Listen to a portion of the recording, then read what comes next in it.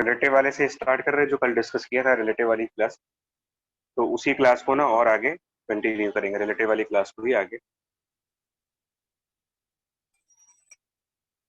कुछ क्वेश्चंस और देख लेते हैं यार, उसके बाद करते हैं। Problem 1,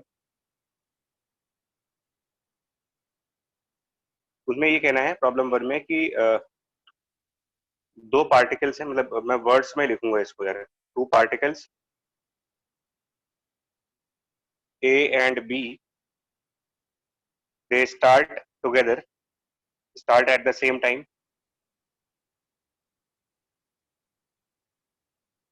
they start at same time from the same place, from the same point. A begins with constant velocity,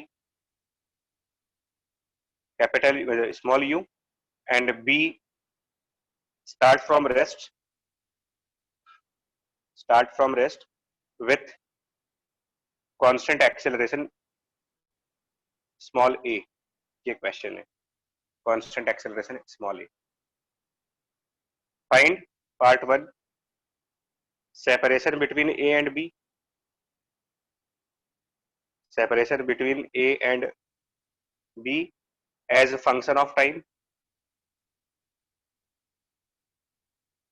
And second part, maximum separation जो इन दोनों पॉइंट्स के बीच में होगा, maximum separation between the points A and B. इस तरीके से question है।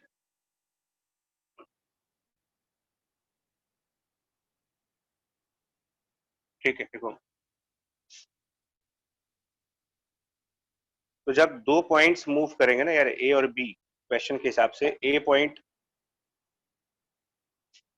ने यू वेलोसिटी से स्टार्ट किया है विद कांस्टेंट वेलोसिटी यू से, तो ये यू वेलोसिटी है बट इसमें कोई एक्सेलरेशन नहीं है, एक्सेलरेशन इसके अंदर जीरो है। वेलोसिटी है बट इसके लिए अगर एक्सेलरेशन की बात की जाएगी तो एक्सेलरेशन जीरो। और बी वाला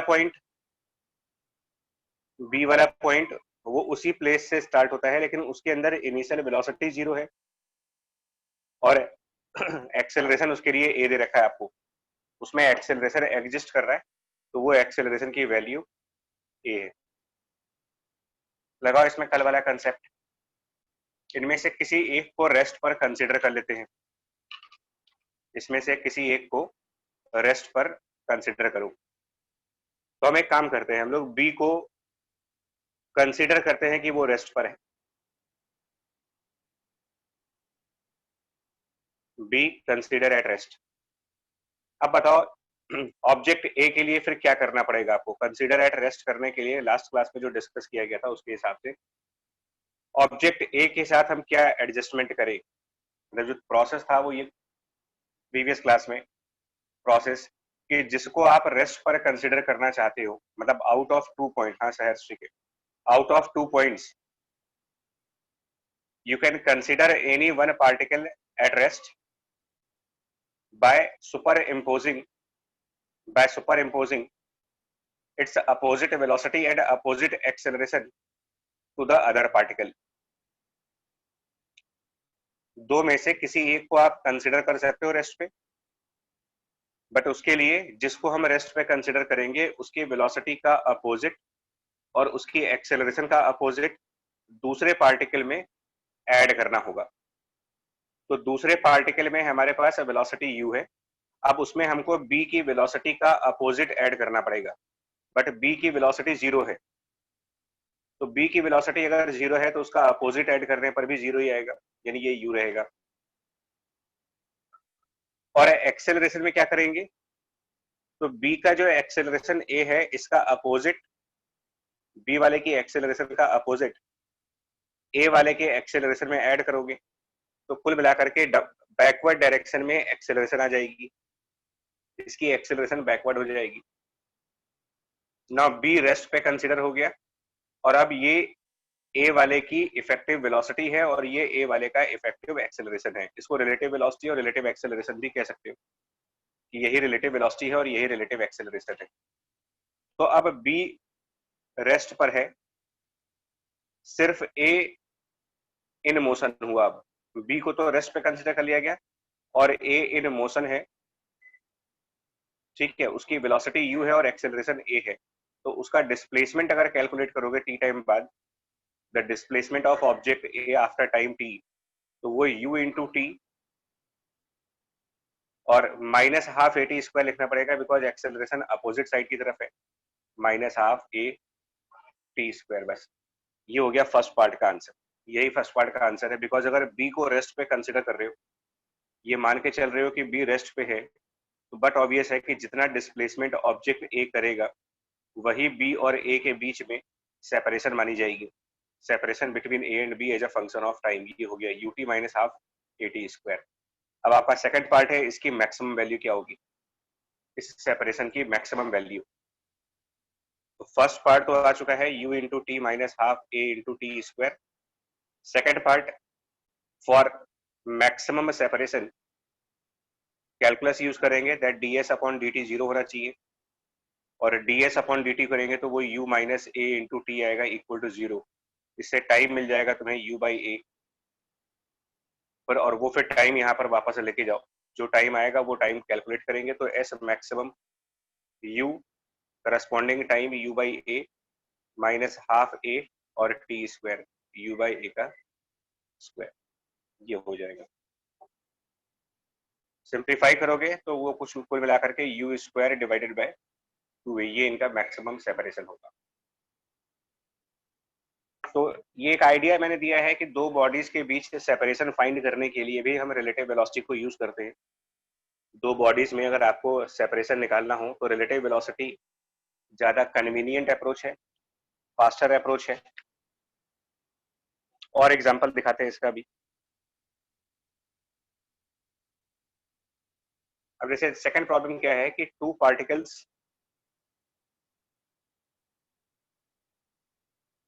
A and B are projected with same speed, with the same speed of 50 meter per second at angles 30 degree and 60 degree with horizontal.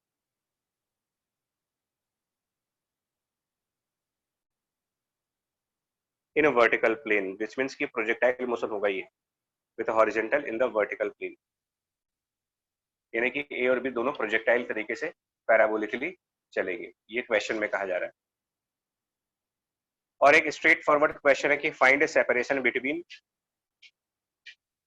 Find the separation between A and B after some time, कुछ time मान लो दिया होगा, कुछ ना कुछ time, 1 second 2 second या कुछ भी है ना, तो आफ्टर टी सेकंड्स में मान के चल रहा हूँ कि क्या आंसर होगा, इनके बीच सेपरेशन कितना हो।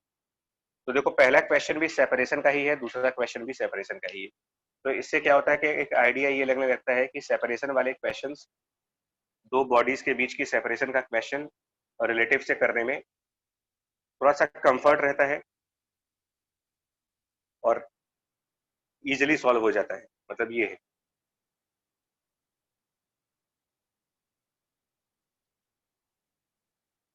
तो देखो इसमें क्या करेंगे ना यार, इन सब का तरीका क्या है, इन सब क्वेश्चंस को करने का आसान तरीका क्या है, वो देखो।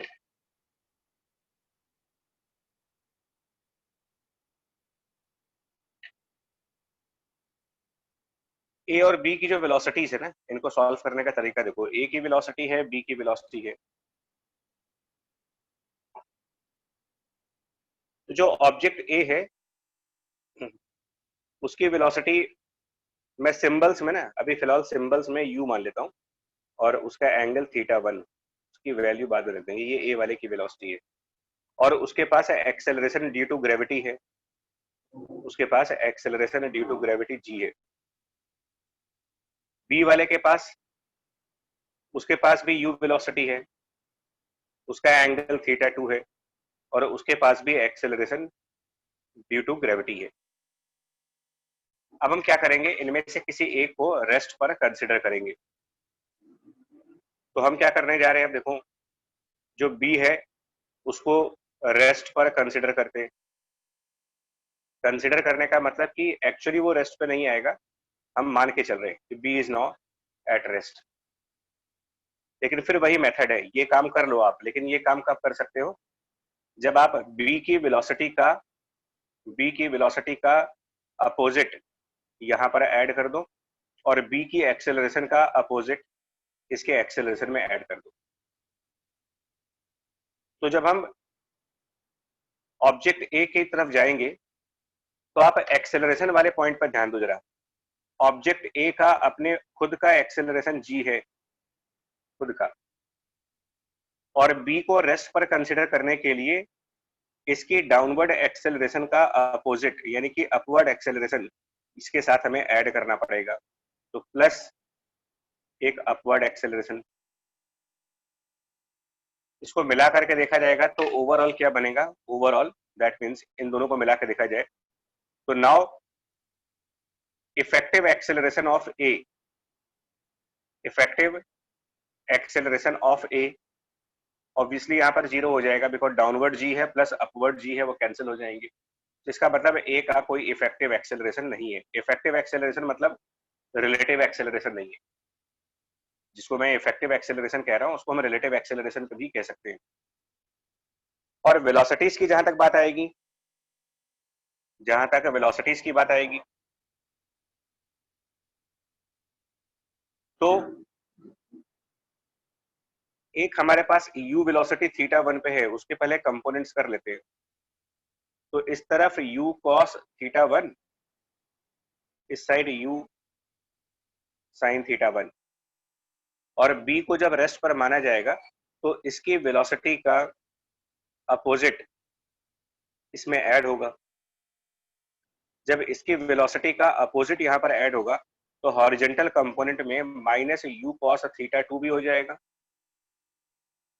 जो हॉरिजेंटल कंपोनेंट है उसमें माइनस u cos थीटा, क्योंकि u cos theta 2 right side है और इसका अपोजिट जब इसमें ऐड करेंगे तो वो इसके कंपोनेंट में से लेस हो जाएगा। And same with the Y direction, minus u sin theta 2। तो अब b वाला पार्टिकल तो रेस्ट पर है, सिर्फ a चलेगा और वो भी बिना किसी एक्सेलरेशन के। तो b रेस्ट पर सिर्फ a चलेगा बिना किसी एक्सेलरेशन के। तो कौन सी डायरेक्शन में चलेगा वो और उसकी ट्रेजेक्टरी क्या बनेगी? अगर b बिना किसी एक्सेलरेशन के चल रहा है तो वो कौन सी डायरेक्शन में चल रहा होगा, प्लस उसके पास उसकी ट्रेजेक्टरी क्या बनेगी। मतलब अगर कोई भी पार्टिकल विदाउट एक्सेलरेशन चल रहे तो ट्रेजेक्टरी ऑफ दैट पार्टिकल तो क्या बनना चाहिए भाई, कुछ बताओ आप लोग। बिना एक्सेलरेशन के अगर पार्टिकल ए को चलना है तो ट्रेजेक्टरी क्या होनी चाहिए, मतलब किस तरीके का पाथ फॉलो करना चाहिए उसको? Straight line.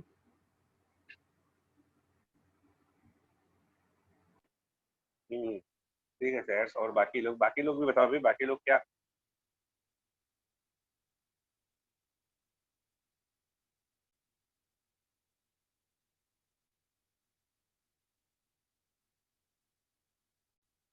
बाकी लोगों को बोलने में क्या प्रॉब्लम हो रही है? मतलब आप लोग सुनना चाह रहे हो तो सुना देते हैं फिर। तो ये इन दो वेलोसिटीज का एक रिजल्टेंट आएगा ना, जो भी ये है इन दोनों का एक रिजल्टेंट आएगा इस तरफ, और वो रिजल्टेंट करके हम इसका वेलोसिटी जब निकालेंगे इनके रिजल्टेंट से तो वो वेलोसिटी इन दोनों का रिजल्टेंट होगा। तो इसको हम vx मान लेते हैं और इसको vy मान लेते हैं अगर, तो resultant velocity under root of vx square plus vy square, और विदाउट एक्सेलरेशन है तो इसका मतलब ये ए स्ट्रेट लाइन पाथ को फॉलो करता हुआ चल रहा होगा। बी स्टेशनरी हो चुका है, तो अगर बी स्टेशनरी है और ए स्ट्रेट लाइन पाथ पर इतनी वेलोसिटी से चलेगा तो टी सेकंड्स के बाद जो इनके बीच में सेपरेशन होगा, separation will be this velocity root of vx square plus vy square and time t, इसके अलावा कुछ नहीं होगा। और vx की जगह ये वैल्यू रखोगे u cos theta 1 minus u cos theta 2, और vy की जगह पर u sin theta 1 minus u sin theta 2। इससे एक और बात समझ में आ रही है कि दो प्रोजेक्टाइल्स की अगर हम बात करेंगे और उनमें से एक प्रोजेक्टाइल को रेस्ट पर कंसिडर करें तो दूसरे प्रोजेक्टाइल की ट्रेजेक्टरी दो प्रोजेक्टाइल हैं, मतलब अगर आप वैसे बात करोगे, हाँ हाँ जी,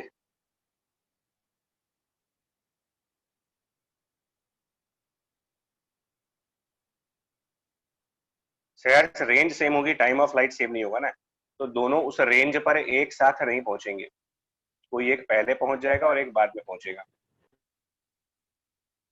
पॉइंट क्या है कि दो प्रोजेक्टाइल्स, मतलब अगर हम इंडिविजुअली बात करेंगे, इंडिविजुअल यानी कि अगर कोई ग्राउंड से इसको वॉच करे, तो ग्राउंड से जब कोई चीज देखी जाती है तो हम लोग जो एक्चुअल वेलोसिटी है और एक्चुअल एक्सेलरेशन है उसको कंसिडर करते हो। तो ग्राउंड से देखने पर ये एक पैराबोलिक पाथ होगा, ग्राउंड से देखने पर बी भी एक पैराबोलिक पाथ होगा। ए एंड बी दोनों, जो चीज ग्राउंड से देखी जाएगी उसमें ए एक प्रोजेक्टाइल यानी पैराबोला बनेगा, ग्राउंड से देखने पर बी भी एक प्रोजेक्टाइल यानी कि पैराबोला बनेगा। लेकिन अगर बी से ए को देखा जाए, इसी को रिलेटिव कहते हो, कि दो मूविंग ऑब्जेक्ट में से अगर एक ऑब्जेक्ट दूसरे ऑब्जेक्ट को वॉच करे, तो ए भी मूविंग है, बी भी मूविंग है, तो बी जो कि मूव कर रहा है, अगर ये ए को वॉच करे, इसी को रिलेटिव कहा जाता है। और इसी रिलेटिव के लिए हम ये सब कुछ करते हैं कि दो मूविंग ऑब्जेक्ट में से जो देखने वाला है, मतलब अगर बी ऑब्जर्वर है, तो उसको हम कंसीडर करते हैं रेस्ट पर, और उसकी वेलोसिटी और एक्सेलरेशन का अपोजिट दूसरे वाले बॉडी में ऐड कर देते हो। तो यही सब कुछ किया गया है, और ये सब करने के बाद ए की जो ट्रेजेक्ट्री आ रही है वो एक स्ट्रेट लाइन ट्रेजेक्ट्री बन रही है।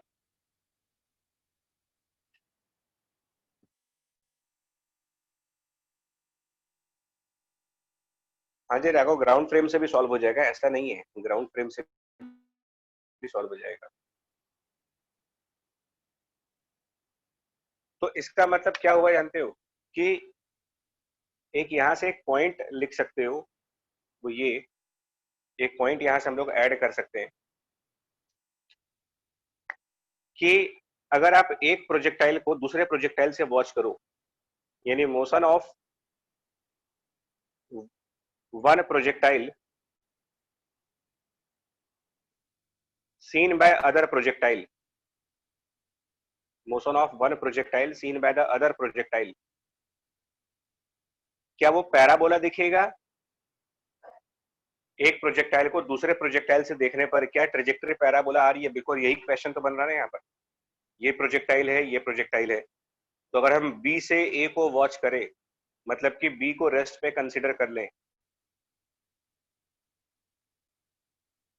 क्या बनेगा, क्या लिखना चाहिए, इसका आंसर क्या बनेगा? Motion of one projectile when seen by the other projectile, that means A seen by B, A seen by B, ठीक है सर, उसी के लिए बी को रेस्ट पे माना गया है। आंसर हो गया स्ट्रेट लाइन। इसका मतलब ट्रेजेक्टरी भी फ्रेम ऑफ रेफरेंस पर डिपेंड करता है। ग्राउंड पे खड़े इंसान के लिए ऑब्जेक्ट ए एक स्ट्रेट, ग्राउंड पे खड़े इंसान के लिए ऑब्जेक्ट ए एक पैराबोलिक पाथ पे चल रहा है, लेकिन बी वाले पर्सन के लिए अगर बी से हम ए को देखते हैं तो ये एक स्ट्रेट पाथ पे चल रहा है। तो अलग अलग फ्रेम से अलग अलग ट्रेजेक्टरीज बनती हैं। किसी के लिए अगर कोई ट्रेजेक्टरी पैराबोला है तो हो सकता है दूसरे वाले के लिए वही ट्रेजेक्टरी पैराबोला ना हो करके कुछ और बन जाए। मतलब आपके लिए कंफ्यूजन पॉइंट ये है कि ट्रेजेक्टरी फ्रेम डिपेंडेंट क्वांटिटी है, तो कौन सा पार्टिकल किस पाथ पे चल रहा है, ये बताने से पहले मुझे ये स्पेसिफाई करना पड़ेगा कि हम कौन सा फ्रेम ऑफ रेफरेंस यूज कर रहे हैं। क्या हम ग्राउंड वाला फ्रेम यूज कर रहे हैं या हम किसी और का फ्रेम यूज कर रहे हैं, क्योंकि ट्रेजेक्टरी उसके अकॉर्डिंग ही डिसाइड होती है। ट्रेजेक्टरी फ्रेम पे डिपेंड करता है, इसको ध्यान रखिएगा, इट डिपेंड्स ऑन फ्रेम।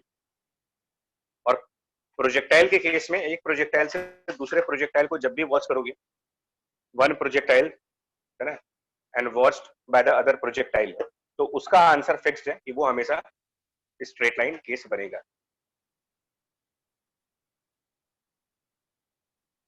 और प्रॉब्लम्स देखेंगे, ठीक है ना, देखो कुछ और प्रॉब्लम्स एनालाइज करेंगे। यार एक मिनट रुको जरा, ये डिस्टर्ब हो रहा है।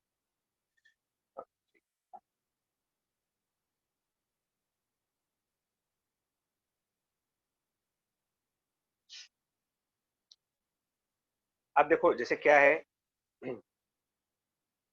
कभी कभी क्वेश्चन ये भी कहते हैं, है ना, इस टाइप के भी क्वेश्चन आते हैं कि हमने, अब मैं लैंग्वेज नहीं लिख रहा, जो वैसे समझा दे रहा हूँ कि एक प्रोजेक्टाइल ए है और एक प्रोजेक्टाइल बी है, दो प्रोजेक्टाइल्स हैं, इनके बीच में सेपरेशन है एच का।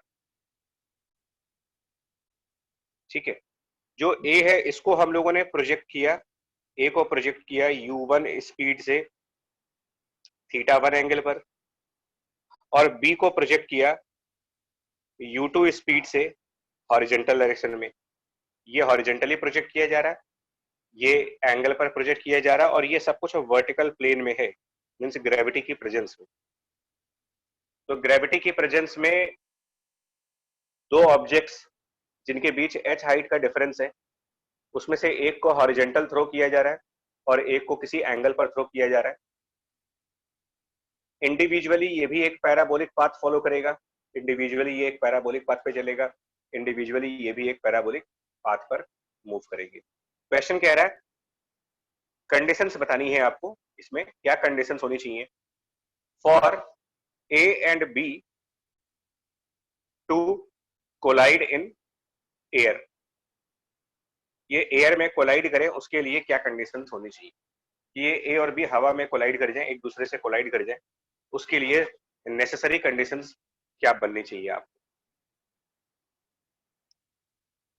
ठीक है, कंडीशंस क्या बननी चाहिए, पहले तो ये बताना आपको कि क्या कंडीशन होगी जहां पर ए और बी हवा में कोलाइड कर सकते हैं।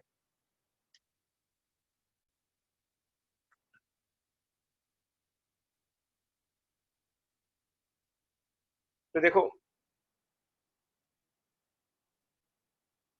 इन क्वेश्चंस में ना एक्सेलरेशन आपको बताया नहीं जाता है, लेकिन वो आपको पहले से पता होता है कि जब कोई बॉडी हवा में थ्रो की जाएगी, कोई भी ऑब्जेक्ट को अगर आप एयर में थ्रो करोगे तो ये नेचुरल सी बात है कि उसके अंदर ग्रेविटी की एक्सेलरेशन होगी ही होगी।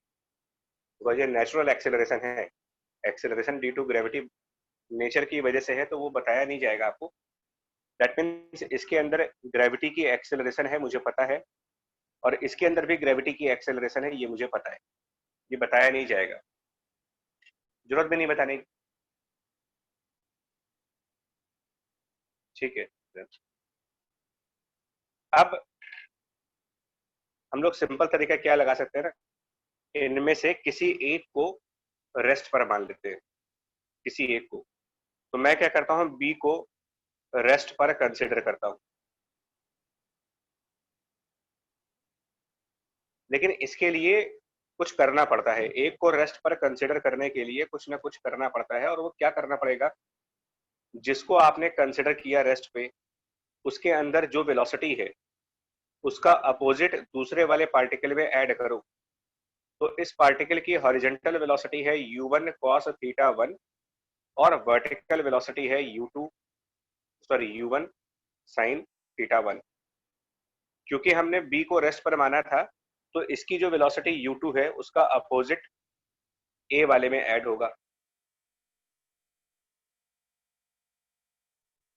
तो जब u2 का अपोजिट यानी कि u2 राइट साइड है, उसका अपोजिट करोगे तो लेफ्ट साइड, तो जब लेफ्ट साइड वाला u2 हम यहाँ पर ऐड करेंगे ना, तो वो बेसिकली इसके हॉरिजॉन्टल कंपोनेंट को चेंज कर देगा और वो वहां पर -u2 हो जाएगा। तो ये इस ए की रिलेटिव वेलोसिटीज कह रहेंगी। आप ये कह सकते हो कि ऑब्जेक्ट ए के रिलेटिव वेलोसिटीज आ गई जब हमने बी को रेस्ट पर कंसिडर कर लिया।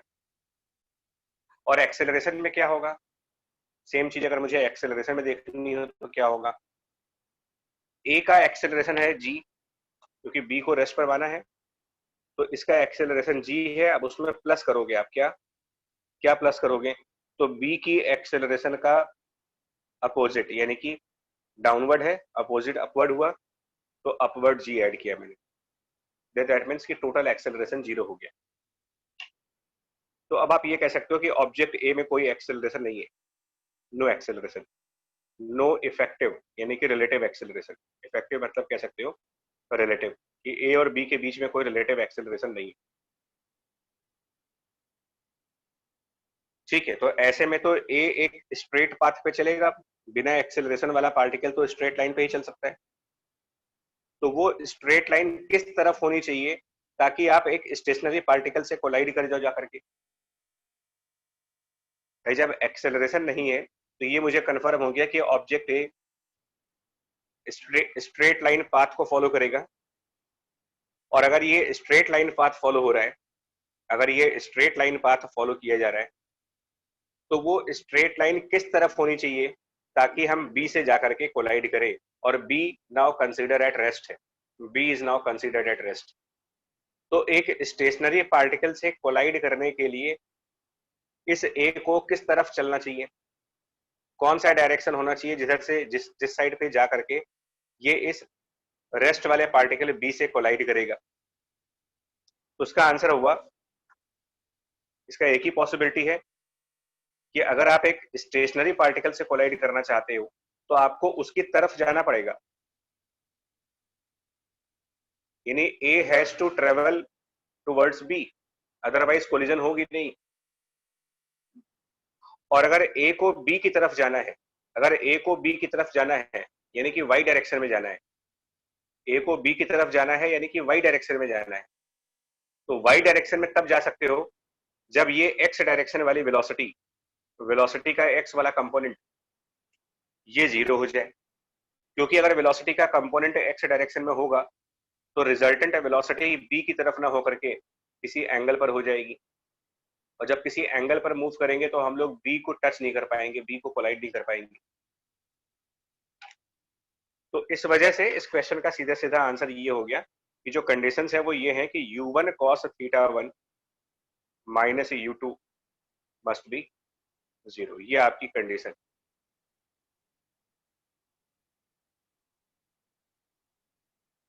ठीक है, दैट मीन्स कंडीशन ये हुई कि u1 cos θ1 equal to u2। अब एक और बात है, मान लेते हैं कि ये कंडीशन फुलफिल हो गई है, लेट कंडीशन इज फुलफिल्ड। ठीक है, मतलब ये जो कंडीशन है ये इज दैट द कंडीशन, कौन सी कंडीशन की बात कर रहा हूं, ये वाली condition u1 cos is given, मतलब ये है, मान लीजिए फुलफिल हो रही है। देन कोलिजन होगा कितने टाइम में, टाइम ऑफ कोलिजन कितना निकालोगे, कितनी देर में ये दोनों पार्टिकल्स कोलाइड कर जाएंगे। अच्छा, अभी हम लोग को लिखने में टाइम लग रहा है यार, अभी हम ना, क्योंकि टू वे है ना, हम आमने सामने नहीं है, तो इसलिए बहुत ज्यादा टाइम लग रहा है इसको समझने में, बट तुम अपने लेवल पे करोगे तो ये मुश्किल से 1 या 2 मिनट का काम है। टाइम ऑफ कोलिजन कैसे निकालेंगे, देखो, जब ऑब्जेक्ट ए की ये वेलोसिटी जीरो हो गई, इधर जीरो वेलोसिटी हो गई, तो उसके पास वेलोसिटी बची u1 sin θ1, और वो जा करके बी से कोलाइड कर रहा है जो उससे h डिस्टेंस पे है, और उसमें भी कोई एक्सेलरेशन नहीं है, बिना एक्सेलरेशन के। तो डिस्टेंस डिस्टेंस ऑफ ए, मतलब ए को h डिस्टेंस कवर करना है अपॉन इस u1 sin θ1 की स्पीड से कवर करना है, divided by u1 sin θ1, h upon u1 sin θ1, बस इतना सा टाइम आएगा। कोई एक्सेलरेशन वगैरह तो है नहीं कि ut plus half at square वगैरह लगाना पड़ेगा, कोई एक्सेलरेशन नहीं है, और हॉरिजॉन्टल कंपोनेंट जीरो है, तो बचा हुआ कंपोनेंट हो गया u1 sin θ1, तो h divided by u1 sin θ1 is the time of collision. इन्होंने एक और बात कही है कि कोलिजन हवा में होना चाहिए, जमीन पे नहीं, कोलिजन हवा में हो, जमीन पे नहीं हो। तो कोलिजन हवा में होने की कंडीशन क्या होगी कि जो हमारा टाइम ऑफ कोलिजन आ रहा है ना, ठीक है, वो लेस होना चाहिए time of flight, time of flight यानी कि 2u1 sin θ1 बाय जी। ये आपको सेकंड कंडीशन होगी, दो कंडीशन होंगी इसमें, एक तो कोलाइड करने की कंडीशन है और एक हवा में कोलाइड करे उसकी कंडीशन है। कोलाइड करना और हवा में कोलाइड करने में फर्क है, एक बिकॉज एक पॉसिबिलिटी ये भी हो सकती है कि ऑब्जेक्ट ए अपना प्रोजेक्टाइल कंप्लीट करके ग्राउंड पर लैंड कर जाए, और जब ऑब्जेक्ट ए लैंड कर चुका है तब बी वाला आकर के उसको हिट कर दे, तो वो कोलिजन ऑन ग्राउंड कहलाएगा, कोलिजन इन एयर नहीं कहलाएगा, जमीन पे कोलिजन होगा वो। तो कोलिजन एयर में होने के लिए ये जरूरी है कि जिस टाइम पर कोलिजन हो रहा है वो टाइम प्रोजेक्टाइल्स के टाइम ऑफ फ्लाइट से छोटा होना चाहिए, तब जाकर के वो हवा में कोलाइड करेंगे। देखिए u1 cos θ1 equal to u2, ये कोलाइड करने की कंडीशन है, और ये ग्राउंड पे पहुंचने से पहले कोलाइड करने की कंडीशन। मतलब टाइम का भी कंस्ट्रेंट है ना, टाइम का भी कंस्ट्रेंट है कि हवा में ही लड़ना है, जमीन पे नहीं लड़ाई करनी।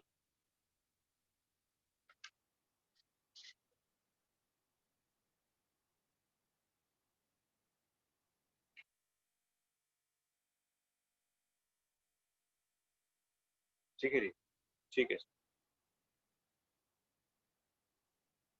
टाइम ऑफ फ्लाइट का फॉर्मूला है वरुण।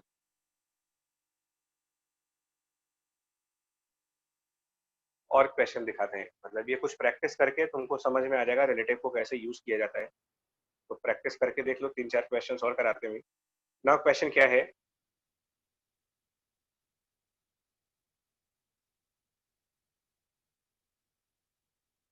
ये कोई h हाइट का टावर मानते हैं,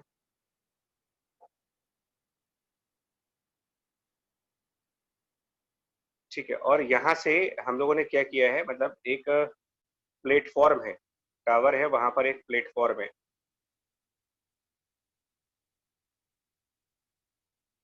और इस टावर पर कोई पर्सन है, ठीक है, उसने एक बॉल फेंकी है पर्सन ने, और वो बॉल अपवर्ड डायरेक्शन में थ्रो की जाती है ना। A ball is thrown upward with 20 meter per second ऊपर की तरफ, और प्लेटफॉर्म 0 मीटर पर सेकेंड से स्टार्ट हुआ है, 0 मीटर पर सेकेंड से स्टार्ट हुआ है, लेकिन इसके अंदर 4 मीटर पर सेकेंड स्क्वायर की एक्सेलरेशन है। प्लेटफॉर्म स्टार्ट होता है 0 मीटर पर सेकेंड से, लेकिन एक्सेलरेशन है 4 मीटर पर सेकेंड स्क्वायर, और हाइट की ये वैल्यू दे रखी है आपको 60 metre. Gravity G downward direction में 10, उसको 10 मानना है। तो क्वेश्चन एक तो सीधा सा है कि ये जो ऑब्जेक्ट बॉल है ये कितनी देर बाद प्लेटफॉर्म को हिट करेगी, है ना, क्वेश्चन ये है, when will ball hit the platform, सीधा सा क्वेश्चन है। और फिर दूसरा पार्ट है, ये तो पहला पार्ट होगा, और दूसरा पार्ट इसमें ये है, उस प्लेटफॉर्म की हाइट कितनी होगी, मतलब वो कितनी एल्टीट्यूड पर होगा, altitude of platform at that time.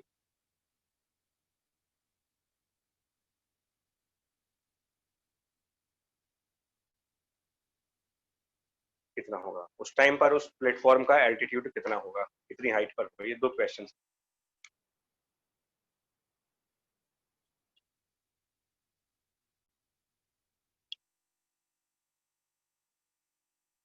ठीक है,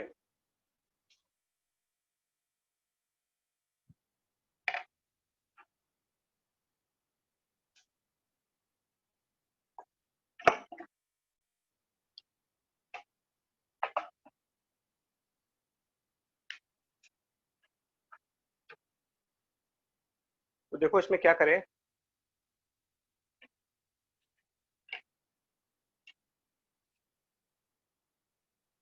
इसको सॉल्व करने के लिए क्या करेंगे, देखो इसमें से किसी एक को स्टेशनरी मानते हैं, है ना, किसी एक को कंसिडर करो कि वो रेस्ट पे है।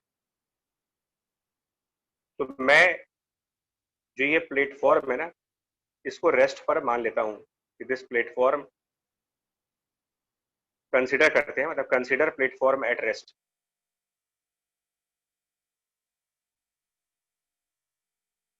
तो अब जब इसको रेस्ट पर माना,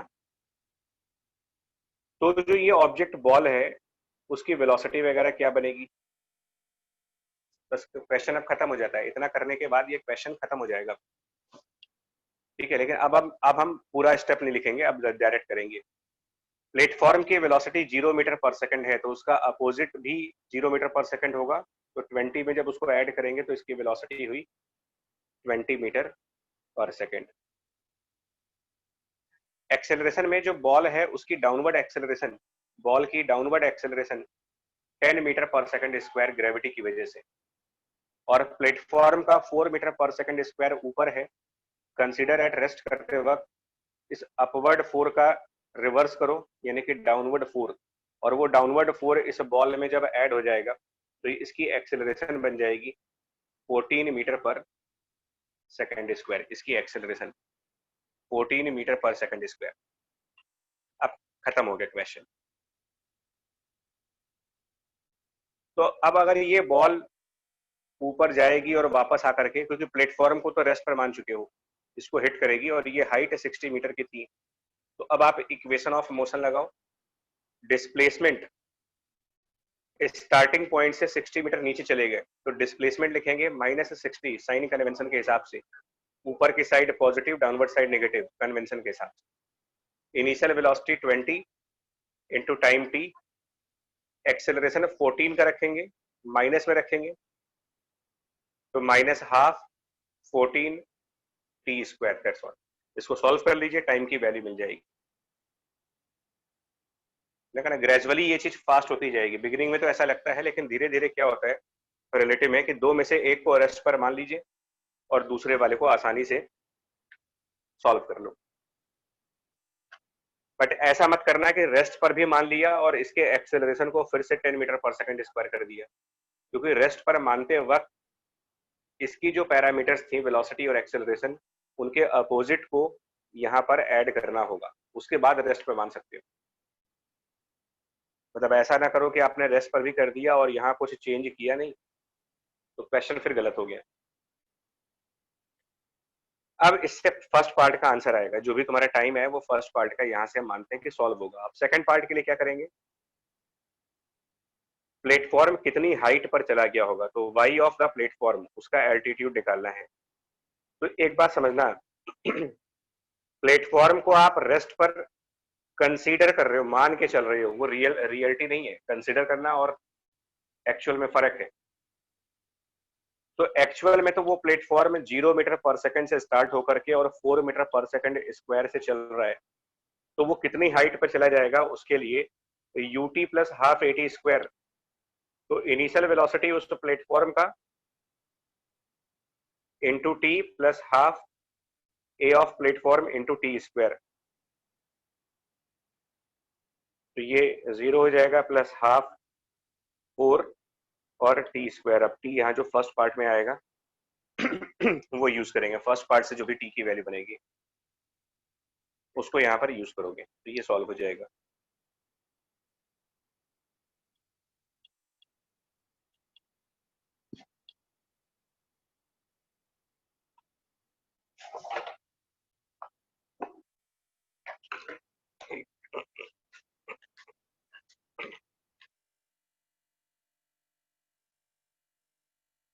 लगभग 3 सेकंड्स के आसपास, ठीक है। कैलकुलेशन देख लो, कैलकुलेशन में हम नहीं फोकस करना चाह रहे ना, क्योंकि हम धीरे धीरे कंसेप्ट को आपको रियलाइज कराते चले जाएं फिर हम लोग आसानी से कर सकते हैं इसको। चलिए अगला प्रॉब्लम देखो।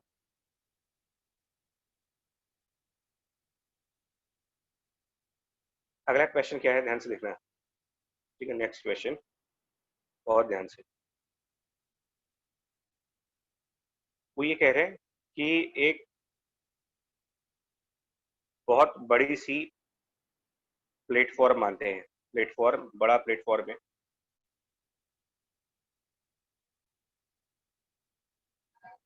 पर्सन ऑन द प्लेटफॉर्म है, उसने एक बॉल थ्रो की, कल भी इसको डिस्कस किया गया था। कंसेप्ट बताता हूँ क्या है इसमें। क्या है कि इस बॉल को थ्रो किया जा रहा है यू स्पीड से और एट सम एंगल थीटा, लेकिन ये जो u है ना, ये उसके हिसाब से है विथ रिस्पेक्ट टू इस पर्सन के हिसाब से, इसको a नाम दे दो, पर्सन a के हिसाब से, उसके हिसाब से, और ये एंगल भी उसी के हिसाब से, थीटा भी इसी पर्सन a के हिसाब से है विथ रिस्पेक्ट टू a। और जिस टाइम पर उस बॉल को थ्रो किया गया है उस टाइम पर प्लेटफॉर्म की वेलोसिटी कुछ vp मानो, वीपी इस प्लेटफॉर्म की वेलोसिटी है एट टाइम ऑफ थ्रो, और इस प्लेटफॉर्म का अपना कोई एक्सेलरेशन भी है ए, है ना, जो कि कांस्टेंट है। प्लेटफॉर्म का अपना एक कांस्टेंट एक्सेलरेशन भी चल रहा है।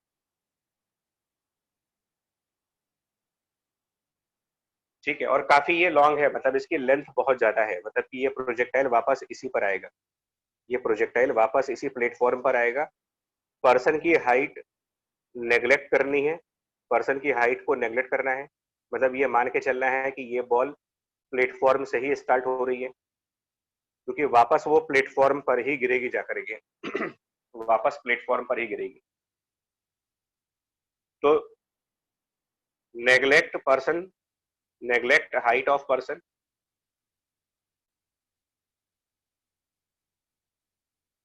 जी को आप 10 मीटर पर सेकंड स्क्वायर मान लें।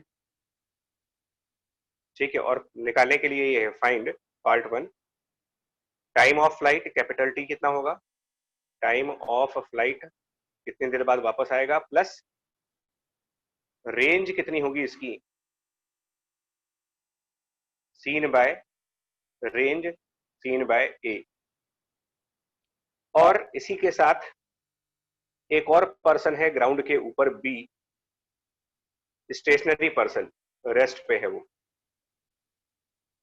तो range seen by A and seen by B, इस पे जरा क्वेश्चन मार्क है कि इन दोनों की वजह से क्या होगी। जो प्लेटफॉर्म पर खड़ा है उसके हिसाब से क्या रेंज है, और जो जमीन पे खड़ा है उसके हिसाब से क्या रेंज है। और time of flight, time of flight में एक्चुअली क्या है कि टाइम तो सबके लिए सेम आएगा, चाहे वो यहाँ वाला पर्सन हो चाहे वो यहाँ वाला पर्सन हो। इसीलिए यहाँ पर ये मेंशन नहीं किया जा रहा है कि टाइम किसके हिसाब से निकालना है आपको, या आपको डिसाइड करना है कि टाइम ए के हिसाब से निकाला जाए या बी के हिसाब से निकाला जाए, क्योंकि सेम ही आंसर आएगा। रेंज की जब बात करेंगे तो ये फर्क पड़ेगा। ठीक है, ये सारा क्वेश्चन है। अब इसको कैसे करेंगे देखो।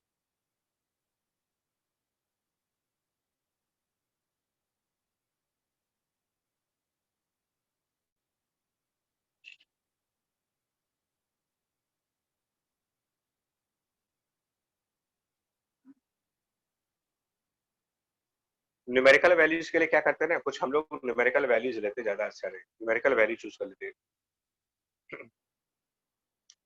तो थोड़ा सा कंफर्टेबल फील करते हैं न्यूमेरिकल वैल्यूज जब सामने होती हैं। तो न्यूमेरिकली कुछ ऐसा मान लें कि जो यू है वो 40 मीटर पर सेकंड है, थीटा 60 डिग्री है।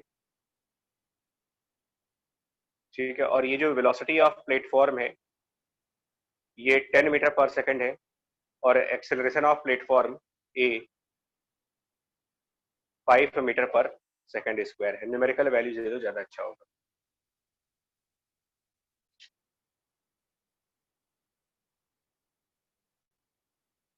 तो देखो सबसे पहले क्या होगा,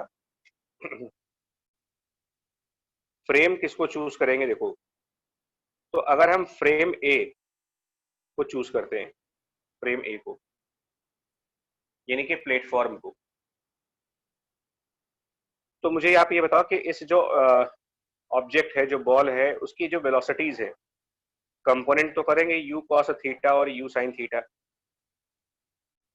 और न्यूमेरिकल वैल्यूज के हिसाब से यू कॉस थीटा जब करेंगे तो वो 20 मीटर पर सेकंड इधर की तरफ, और यू साइन थीटा करने पर 20√3 मीटर पर सेकंड इस तरफ वाई डायरेक्शन में।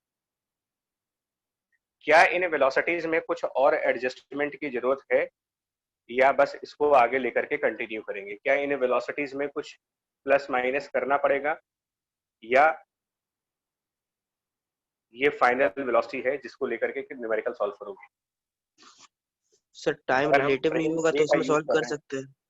और वेलोसिटी का एक्स कंपोनेंट 20 कह रहे हैं और वेलोसिटी का वाई कंपोनेंट 20√3 कह रहे हैं, तो क्या फिर अब मुझे इसमें कुछ प्लस माइनस यानी कुछ सुपर इम्पोज करना है, कुछ ऐड करना है, या फिर जैसा है वैसा चलने दें इसको। फ्रेम तो ए चूज किया ना सर, उसके रिस्पेक्ट में सही है ये।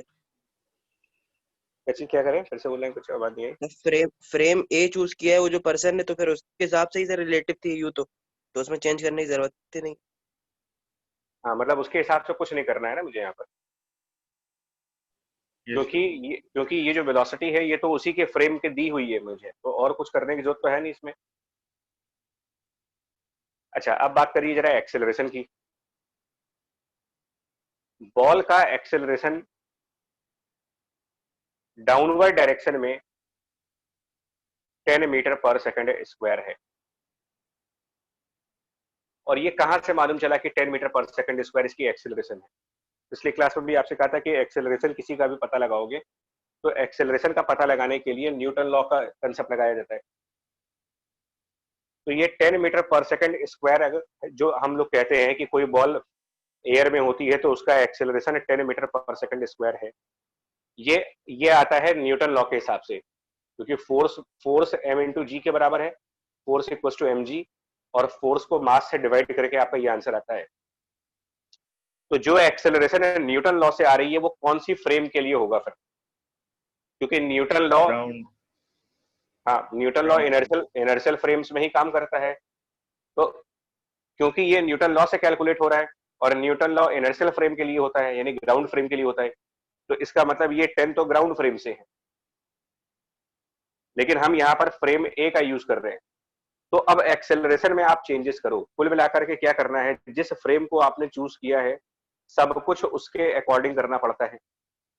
तो अब हम यहाँ पर क्या करें, ये जो 10 है ये तो फ्रेम ए के अकॉर्डिंग तो है नहीं, तो फ्रेम ए के अकॉर्डिंग एक्सेलरेशन करने के लिए क्या करना पड़ेगा, जो फ्रेम ए है उसका अपना acceleration 5 metre per second square right side है, तो हम उसका अपोजिट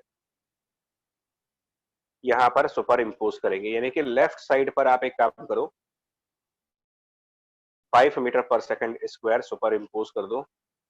अब ये जो एक्सेलरेशन हुआ, अब आप कह सकते हो कि now we have accelerations in the frame of A, मतलब रिलेटिव एक्सेलरेशन आ गया आपका answer 5 metre per second square. Velocity में मैंने कुछ इसलिए नहीं किया है क्योंकि वेलोसिटी पहले से ही क्वेश्चन के अंदर उसी फ्रेम की दी गई है, तो मुझे उसमें कोई चेंजेस करने की जरूरत नहीं है। सर हाँ सर एक बार ग्राउंड के फ्रेम से भी बता दीजिए। नहीं बता रहे, वो सेकंड पार्ट तो है ना, वो बताएंगे भी। ठीक है। तो सेकंड पार्ट तो है। अब देखो, अब इसका एक नॉर्मल सा प्रोजेक्टाइल बनेगा, ये एक ऑर्डिनरी प्रोजेक्टाइल टाइप का न्यूमेरिकल बना, उसकी रेंज वगैरह की बात हो रही है। तो अब इसका रेंज वगैरह कैसे निकालोगे, तो प्रोजेक्टाइल सॉल्व करने का फंडामेंटल तरीका तो यही है कि वर्टिकल डायमेंशन की अलग इक्वेशंस बनाई जाएं और हॉरिजॉन्टल डायमेंशन की अलग इक्वेशंस बनाई जाए। तो इसका वर्टिकल डायमेंशन जब देखा जाएगा तो अगर वो यहाँ से स्टार्ट करके और बाद में उसी जगह पर वापस आ रहा है जहां से स्टार्ट हुआ था, तो वर्टिकली मतलब इन दो पॉइंट्स के बीच में डिस्प्लेसमेंट तो हो रहा है, लेकिन वो डिस्प्लेसमेंट हॉरिजॉन्टल डायमेंशन में हुआ, वर्टिकल डायमेंशन में डिस्प्लेसमेंट तो हुआ नहीं कोई, तो वर्टिकल डिस्प्लेसमेंट 0। अब ये आप समझ सकते हो प्रोजेक्टाइल के फंडामेंटल रूल के अकॉर्डिंग कि उसमें दो डायमेंशंस के अलग अलग इक्वेशंस बनाते हैं। तो वर्टिकल डायमेंशन जब करेंगे तो displacement 0, initial vertical velocity 20√3 into time t, vertical acceleration 10 minus के साथ होगा हाफ 10 इंटू टी स्क्वायर, इससे टाइम आ जाएगा। और हॉरिजॉन्टल डायमेंशन की जब बात करोगे, हम बिल्कुल फंडामेंटल अप्रोच पे चल रहे हैं इस टाइम पर, हॉरिजॉन्टल डायमेंशन की जब बात करेंगे तो हॉरिजॉन्टल डायमेंशन में यहां से यहां पर जो डिस्प्लेसमेंट कवर करते हैं उसी को रेंज कहते हैं। तो range equal to horizontal component of the velocity is 20 meter per second into T, लेकिन हॉरिजॉन्टल में भी एक्सेलरेशन है, यहाँ पर हॉरिजॉन्टल डायमेंशन में भी वेलोसिटी के अपोजिट साइड पर 5 मीटर पर सेकंड स्क्वायर की एक्सेलरेशन है, तो यहाँ पर minus half 5t square use किया जाएगा। पहले वाले इक्वेशन से, फर्स्ट इक्वेशन से तुम्हें टाइम सॉल्व करना है, from the first equation time solve करना है और वो टाइम सेकंड इक्वेशन में रखना है, तो ये r मिल जाएगा। ये सब कुछ फ्रेम ए के अकॉर्डिंग है। अब अगर यही सब चीजें मुझे ग्राउंड फ्रेम से करनी होंगी तो क्या होगा? हाँ सहज ठीक है, अब देख लो, इसको छोड़ दे रहे हैं, आप अपने आप देख लेना टाइम कितना आएगा वो देख लो, और वो टाइम यहाँ पर सब्स्टिट्यूट करके r कितना आएगा वो चेक कर लो, ठीक है। इसको अपने आप करिए, मैं जानबूझ करके नहीं कर रहा इसे। अब इस क्वेश्चन का सेकंड पार्ट पे आते हैं, इस क्वेश्चन के सेकंड पार्ट पे, कि अगर इसी क्वेश्चन को, ठीक है ना, अब इसी क्वेश्चन को हम सॉल्व करना चाह रहे हैं, बट अब फ्रेम हम ग्राउंड का यूज करना चाह रहे हैं,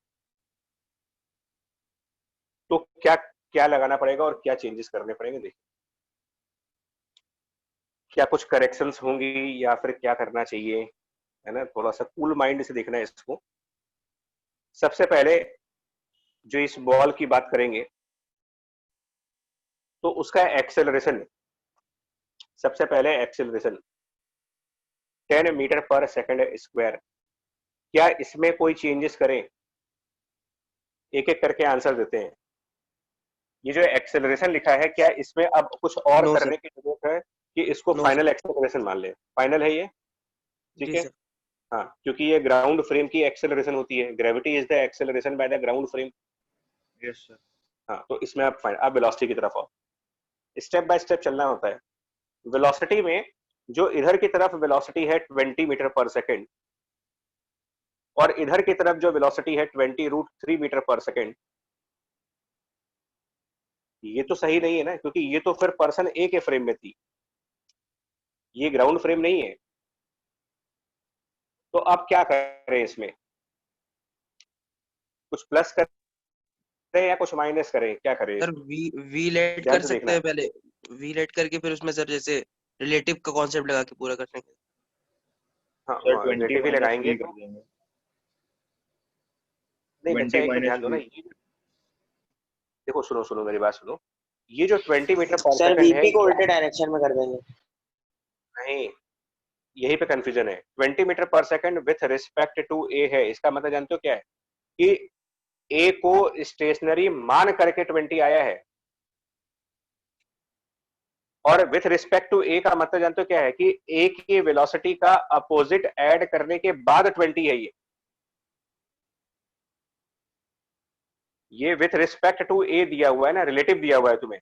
तो रिलेटिव के टाइम पर क्या करते हो, कि जब आपको विथ रिस्पेक्ट टू ए कोई चीज फाइंड आउट करनी होगी, तो आप उसका क्या करते थे कि ए, मतलब देखो मेरा कहने का मतलब क्या है, ये जो 20 है ये विथ रिस्पेक्ट टू ए है, और ये जो 20√3 है ये भी विथ रिस्पेक्ट टू ए है। सुनो मैं समझा देता हूं। तो एक्चुअल में ग्राउंड के हिसाब से सिचुएशन कुछ और होगी फिर। तो एक काम करो, ग्राउंड सर के ऐड हिसाब हो से, जाएगा। हाँ ग्राउंड के हिसाब से आप इधर Vx और Vy मानो। एक काम करो, पहले सिंपल कर देते हैं, और चलो हम ये मान लेते हैं कि Vy with respect to ground है, और Vx भी विथ रिस्पेक्ट टू ग्राउंड है। एक्सेलरेशन तो फाइनल हो चुका है, उसमें कुछ नहीं करना। Acceleration 10 meter per second square है, उसमें कुछ करने की जरूरत नहीं है। अब आप उल्टी रिवर्स चलना शुरू करो, कि अगर इस बॉल का ये एक्सेलरेशन ग्राउंड के हिसाब से है, तो कैपिटल ए के हिसाब से कितना होगा? कैपिटल ए के हिसाब से, इसको थोड़ी देर के लिए भूल जाओ और अपनी थ्योरी पर आओ, कि अगर इस बॉल का वेलोसिटी Vx है ग्राउंड फ्रेम से, तो ये जो पर्सन है इसके हिसाब से क्या करेंगे, इसके हिसाब से कैसे लाओगे, प्लेटफॉर्म के हिसाब से कैसे लाओगे, मतलब रिलेटिव में कैसे लेके जाओगे उसको, कि अगर ग्राउंड के हिसाब से Vx है, सर Vx माइनस कर देंगे उसके उधर से। तो Vx में से क्या माइनस कर देंगे? जिसके रिलेटिव जाना चाहते हैं हम लोग, अगर ए के रिलेटिव सर जाना 20 माइनस करें। 20, यानी Vx में से 20 माइनस करने के बाद, 20 नहीं, सर 20 नहीं माइनस, प्लेटफॉर्म की वेलोसिटी माइनस करेंगे ना यार। देखो भैया मेरी बात सुनो। हाँ सर वीपी वो 10 दिखा नहीं सर, वो वही बोलना चाह रहे हैं, वीपी हाँ ऊपर लिखा है। हाँ, एक बॉल है और दूसरी तरफ हमारा प्लेटफॉर्म है। बॉल और प्लेटफॉर्म दो चीजें हैं यहाँ पर, सुनिएगा। और प्लेटफॉर्म 10 मीटर पर सेकंड से चल रहा है। तो अगर हम ball with respect to platform की बात करना चाहते हैं, ball with respect to platform, तो उसके लिए मुझे Vx -10 करना पड़ेगा, और वो वैल्यू 20 है। Vx -10 करने के बाद 20 है, यानी कि Vx कितना होना चाहिए फिर यहाँ पर क्या वैल्यू होनी चाहिए, सो दैट कि Vx -10 इक्वल टू 20 कितना होना चाहिए यहाँ पर? 30 होगा। 30 हुआ ना वो। इसका मतलब ग्राउंड फ्रेम से horizontal velocity 30 metre per second है, और वर्टिकल वेलोसिटी कितनी है? तो देखो, प्लेटफॉर्म के पास तो वर्टिकल वेलोसिटी कुछ है नहीं, प्लेटफॉर्म के पास तो वर्टिकल सेम 0 मीटर रहेगी। पर। तो वी वाई माइनस 0 वो 20√3 है, यानी कि वी वाई इक्वल टू 20√3।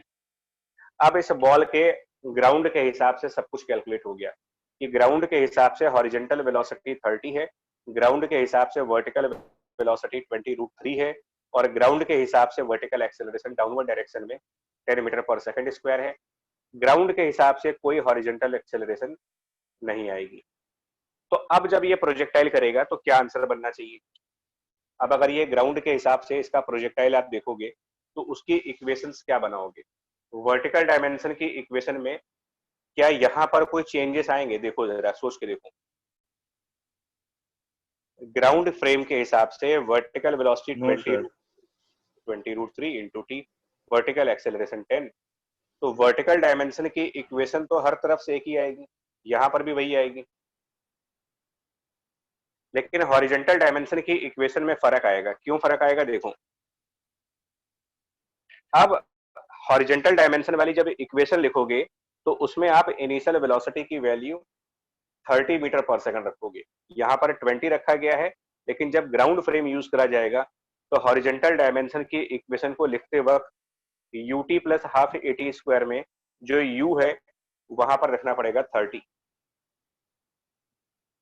तो सिर्फ हॉरिजेंटल डायमेंशन का फर्क आएगा। मैं यहीं पर साइड में लिख देता हूं क्या फर्क आएगा। हॉरिजेंटल मतलब रेंज, तो उसके लिए क्या होगा? Horizontal velocity 30 into time T, और इसमें कुछ हाफ एटी स्क्वायर जैसी चीज आएगी। देखो जरा कि यहाँ पर भी प्लस माइनस कुछ हाफ एटी स्क्वायर बनेगा? तो आंसर नो है सर। हाँ, नहीं बनेगा, क्योंकि यहाँ पर एक्सेलरेशन सिर्फ वर्टिकल डायमेंशन में है, हॉरिजेंटल डायमेंशन में तो कोई एक्सेलरेशन नहीं है। तो ग्राउंड फ्रेम की रेंज 30 इंटू टी है, जबकि प्लेटफॉर्म के फ्रेम का रेंज कुछ अलग है, 20t-5, half into 5 into t square है। एक्चुअली क्या होता है मैं बता रहा हूँ, होता क्या है ना कि हम लोग घबराते हैं ये वर्किंग, और अभी भी कुछ लोग होंगे, अभी ऐसा नहीं है, जो क्लास कर रहे हैं उसमें कुछ लोग होंगे जो यहाँ पर कंफ्यूज कर गए होंगे कि ये कहाँ प्लस कहाँ माइनस। तो थोड़ा सा आराम से कूल माइंड से बैठ जाओ एक बार, ठंडे दिमाग से, और एक एक स्टेप धीरे धीरे लेके चलो उसको। हमने कोई नई चीज नहीं बताई है, जो कल डिस्कस किया था वही आज भी डिस्कस कर रहे हैं कि बॉल की ग्राउंड फ्रेम की वेलोसिटी में से अगर आप प्लेटफॉर्म की वेलोसिटी को लेस कर देते हो तो फिर वो प्लेटफॉर्म के रिलेटिव हो जाती है। कोई नया काम नहीं कर रहे हैं हम लोग।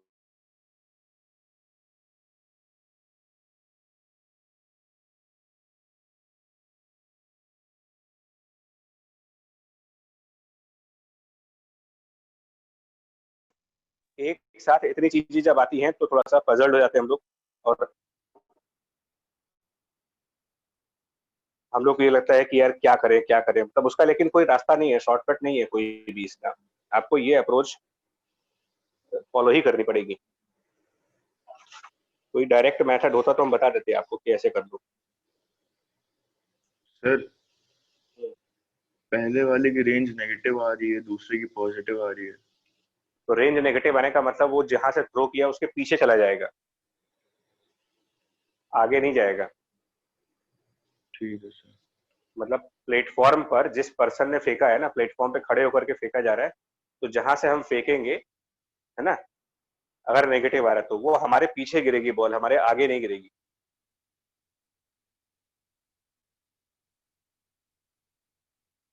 तो वो कोई प्रॉब्लम नहीं है, नेगेटिव आ रहा है आने दो, उससे कोई दिक्कत नहीं है।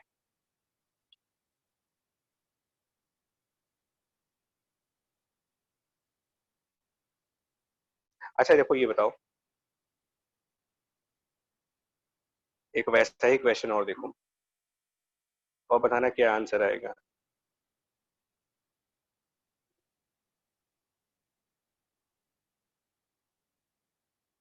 ये वैसा ही है, प्लेटफॉर्म वाला ही केस है, ठीक है। बट इस बार प्लेटफॉर्म की वेलोसिटी कांस्टेंट है, कोई एक्सेलरेशन नहीं है प्लेटफॉर्म में, इसकी वेलोसिटी कांस्टेंट। और एक पर्सन है, उसने क्या किया, यहां से एक बॉल को वर्टिकली फेंका है, वर्टिकली, वी नॉट, बॉल को थ्रो किया गया वर्टिकली, और ये v nought with respect to this person A है, और बाहर बी भी ये सब कुछ वॉच कर रहा है, बी ऑन ग्राउंड जो है। तो अब आप एनालाइज करके मुझे बताओ क्या लिखना चाहिए। अगर हम मोशन ऑफ बॉल को वॉच करें, motion of ball seen by person on the ground यानी B, and motion of the ball seen by that person A. तो अब बताओ क्या होना चाहिए, एक और डिफरेंस समझा देते तुम्हें। सर ए के अकॉर्डिंग स्ट्रेट लाइन आएगा और बी के अकॉर्डिंग सब बैकवर्ड पैराबोला। कैसे होगा, तो मीन्स इनिशियल वेलोसिटी, आप पहले देखो, सबसे पहले काम करो, मैंने मुझे वेलोसिटी बता दो, क्योंकि यही दो चीजें हैं, और एक्सेलरेशन बता दो। जब आपको ये दो चीज करने आ गई तो आप क्वेश्चन कर ले गए। आपको किसी भी फ्रेम में बस दो ही बातें देखनी होती है कि यार वेलोसिटी क्या लेंगे और एक्सेलरेशन क्या लेंगे, दोनों जगह पर। तो देखो, पहले ए वाले की बात कर लेते हैं, ए वाले। तो वेलोसिटी क्या लेंगे, तो वो तो दे ही रखा उन्होंने कि with respect to A V naught है, तो ये वी नॉट ऊपर की तरफ हुआ, इसमें हमें कुछ नहीं करना पड़ेगा, क्योंकि ये क्वेश्चन में डायरेक्ट गिवन इन्फॉर्मेशन है। एक्सेलरेशन में क्या कर दें, एक्सेलरेशन में क्या कर दें, एक्सेलरेशन में ग्रेविटी तो होती है, लेकिन ये ग्राउंड के हिसाब से होती है। हम लोग को क्या करना है, ए देखना है। तो सीन बाय ए में जो ए है, इसका एक्सेलरेशन, इसकी एक्सेलरेशन का अपोजिट यहां ऐड करना है मुझे, क्योंकि जी जो है वो ग्राउंड वाली एक्सेलरेशन होती है। तो कैपिटल ए में एक्सेलरेशन कितना है, तो कैपिटल ए प्लेटफॉर्म पर है और वो कांस्टेंट वेलोसिटी से चल रहा है, यानी कि इसका कोई एक्सेलरेशन ही नहीं है, तो फिर उसका रिवर्स करके ऐड करके कुछ मिलेगा नहीं आपको। तो यही आंसर हो गया। नाउ सीन बाय बी मतलब ग्राउंड, तो ग्राउंड के हिसाब से तो ग्रेविटी ही एक्सेलरेशन है, उसमें कुछ ना करना आप। ग्राउंड के हिसाब से एक्सेलरेशन हमेशा ग्रेविटी है, उसमें कुछ प्लस माइनस करने की जरूरत है ही नहीं।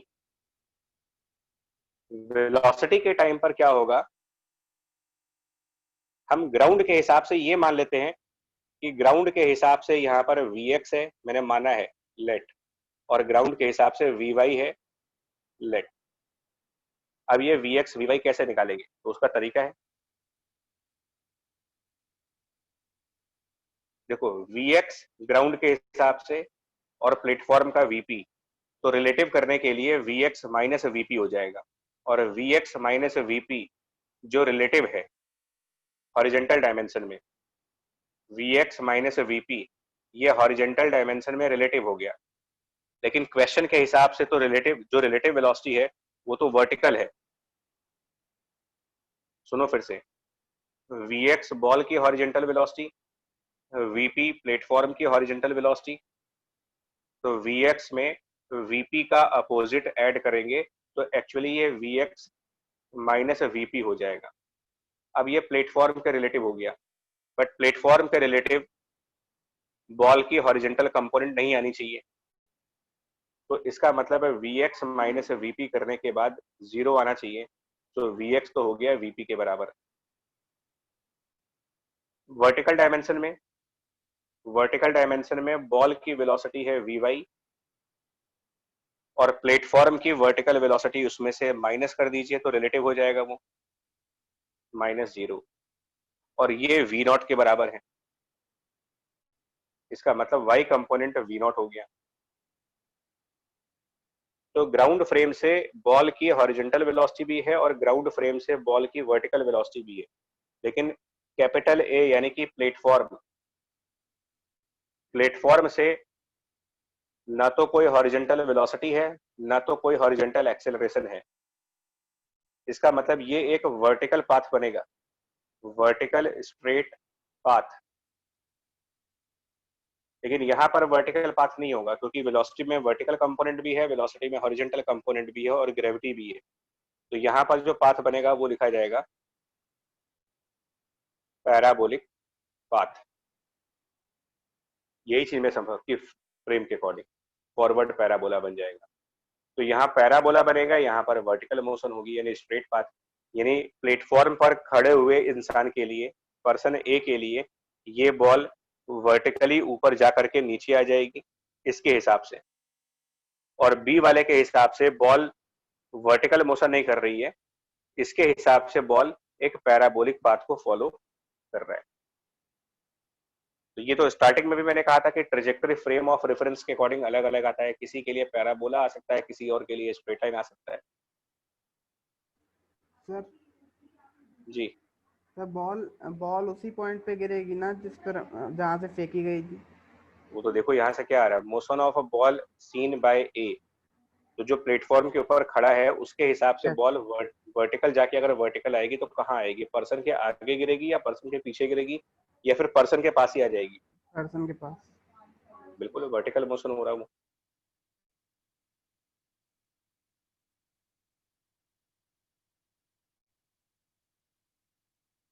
ठीक है, पॉइंट समझ में आ रहा है? मतलब ये सिचुएशन जानते हो कैसी होगी? अगर इसको एक और डायग्राम से समझना चाहोगे ना तो ये मैं दिखाने की कोशिश कर रहा हूँ क्या होगा। मैं इसको 3-4 फ्रेम्स बनाऊंगा, मतलब 3-4 स्नैपशॉट टाइप की, फोटोग्राफ टाइप की, और आपको थोड़ा सा समझ में आएगा कि हुआ क्या है यहाँ पर। तो ये प्लेटफॉर्म कॉन्स्टेंटली वीपी से चल रहा है, प्लेटफॉर्म कॉन्स्टेंटली वीपी से चल रहा है। वो तो एक्चुअली होगा क्या कि जो पर्सन ए इसके ऊपर है उसने जब बॉल फेंकी कितने वेलोसिटी से, वी नॉट से, तो वो बॉल एक्चुअल में तो पैराबोला पे ही चल रही है, वो बॉल एक्चुअल में पैराबोला पे है। यानी ये बॉल अब यहां पहुंच गई, लेकिन जब बॉल पैराबोला पे ऊपर गई तो आप भी प्लेटफॉर्म के साथ आगे आ चुके हो, आप खुद प्लेटफॉर्म के साथ आगे आ गए। आपकी नजर में वो बॉल आपके ऊपर है, आपकी नजर में वो बॉल ऊपर है, लेकिन जो ग्राउंड से देख रहा है, जो पर्सन ग्राउंड से देख रहा है बी, उसकी नजर में बॉल इस पॉइंट से इस पॉइंट पर चली गई, यानी कि प्रोजेक्टाइल मोशन कर रही है।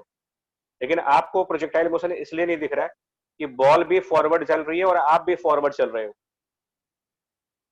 और बॉल उतनी ही वेलोसिटी से फॉरवर्ड मोशन कर रही है जिस वेलोसिटी से आप चल रहे हो। आप भी वीपी की स्पीड से आगे बढ़ रहे हो, बॉल भी वीपी की स्पीड से आगे बढ़ रही है, इसलिए आपको अपने फ्रेम में उसका हॉरिजॉन्टल मोशन दिखाई नहीं देता। आपको ऐसा लगता है कि वो सिर्फ वर्टिकल मोशन कर रही है, इसी को यहाँ पर दिखाया जा रहा है। फिर वो बॉल मान लो प्रोजेक्टाइल करके यहाँ कहीं पर आ गई, तो आप भी आगे आ गए, तो फिर आपके हिसाब से बॉल ऊपर है। समझ पा रहे हो कि नहीं समझ पा रहे हो? फिर बॉल यहाँ पर आई, थोड़ा सा मैं जानबूझ इधर थोड़ा डायग्राम गड़बड़ हो रहा है, बट आपको इमेजिन कर सकते हो कि होगा क्या। बॉल हमेशा पर्सन के ऊपर रहेगी, always above the person. Clear हुआ ये पॉइंट, ट्रेजेक्टरी वाला कंसेप्ट जी सर। है ना? क्योंकि हम भी Yes, तो आगे sir. बढ़ते हैं, गाड़ी पे खड़े होकर, उस प्लेटफॉर्म पे खड़े होकर आदमी भी तो आगे बढ़ रहा है, तो बॉल भी आगे बढ़ गई, आप भी आगे बढ़ गए, आपने देखा कि बॉल तो मेरे ऊपर ही है।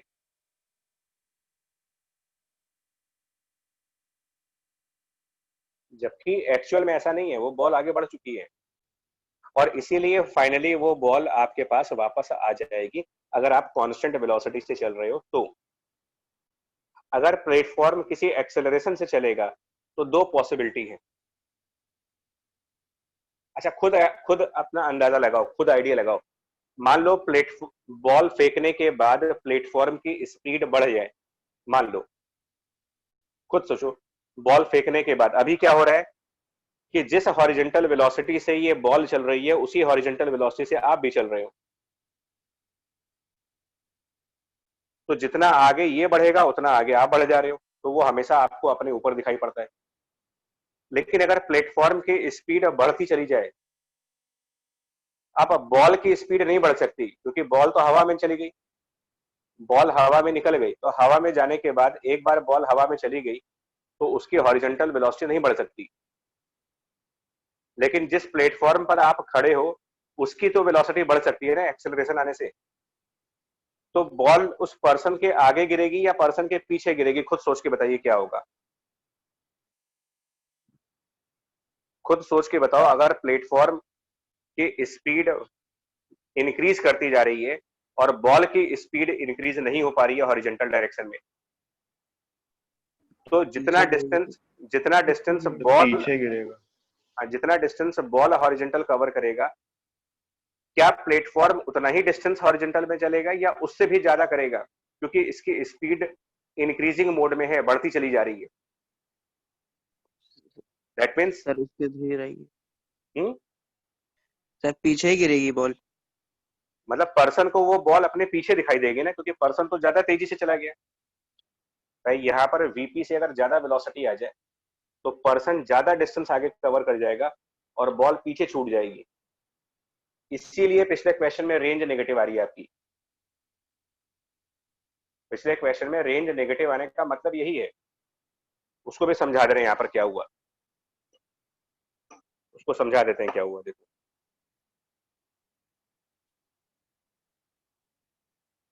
मतलब जो प्रीवियस एग्जांपल है वो ये है। उस प्रीवियस एग्जांपल में क्या हुआ, यहाँ पर पर्सन था, उसने बॉल को फेंका था, है ना। उस बॉल की इधर वाली वेलोसिटी आई थी 20√3 और इधर वाली वेलोसिटी आई थी 20, ये वेलोसिटी है ना, पर्सन के हिसाब से, पर्सन की नजर में, पर्सन के हिसाब से। लेकिन एक्चुअल में क्या हुआ था, क्या ये एक्चुअल में 20 आया था कि 30 आया था, है ना। देखो ये चीज 30 एक्चुअल कितना आया था, 30 है आया। सर। तो 30 एक्चुअल वाला करो। तो अब आप इस कहानी को समझो क्या होता है इसमें। एक्चुअली ये एक्चुअल कर दिया मैंने। प्लेटफॉर्म की स्पीड 10 मीटर पर सेकंड थी और प्लेटफॉर्म का acceleration 5 metre per second square था। होगा क्या यहाँ पर, बताता हूँ आपको।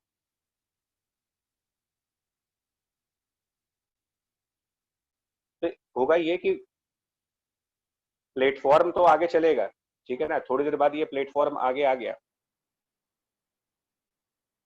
ये प्रोजेक्टाइल करके वापस उसी प्लेटफॉर्म पर गिरा। लेकिन जब वो गिरा तो आप उसके आगे हो।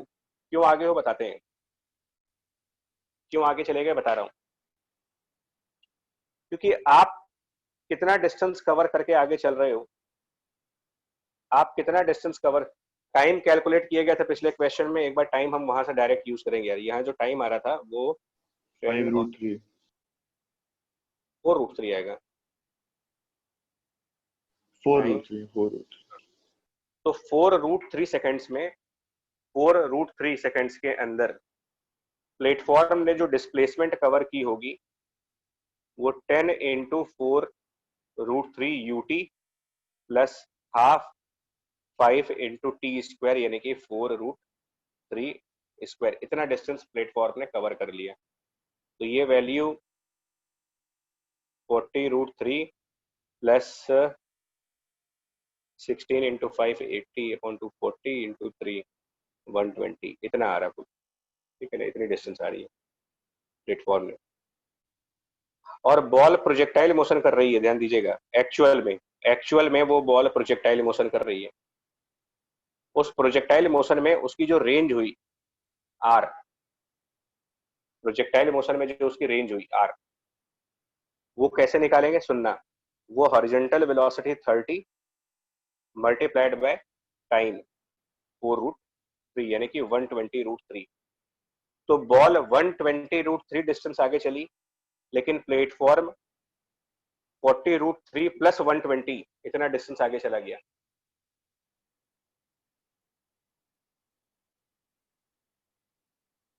तो कौन ज्यादा डिस्टेंस कवर कर रहा है आप ये बताओ। 40√3 प्लस 120 ये बड़ी वैल्यू है, या फिर 120√3 ये बड़ी वैल्यू। बड़ी वैल्यू कौन सी है देखो जरा।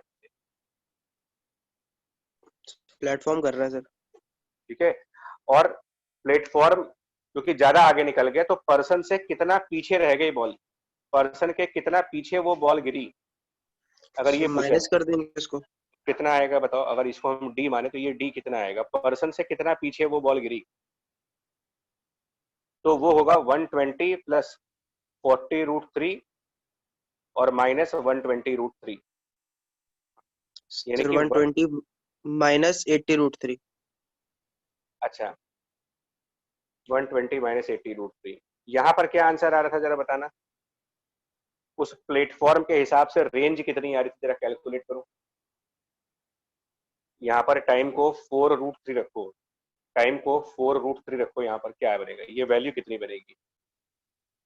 टाइम को 4√3 यहाँ रखें और यहाँ पर भी 4√3 रखें अगर, तो क्या वैल्यू बनेगी यहाँ।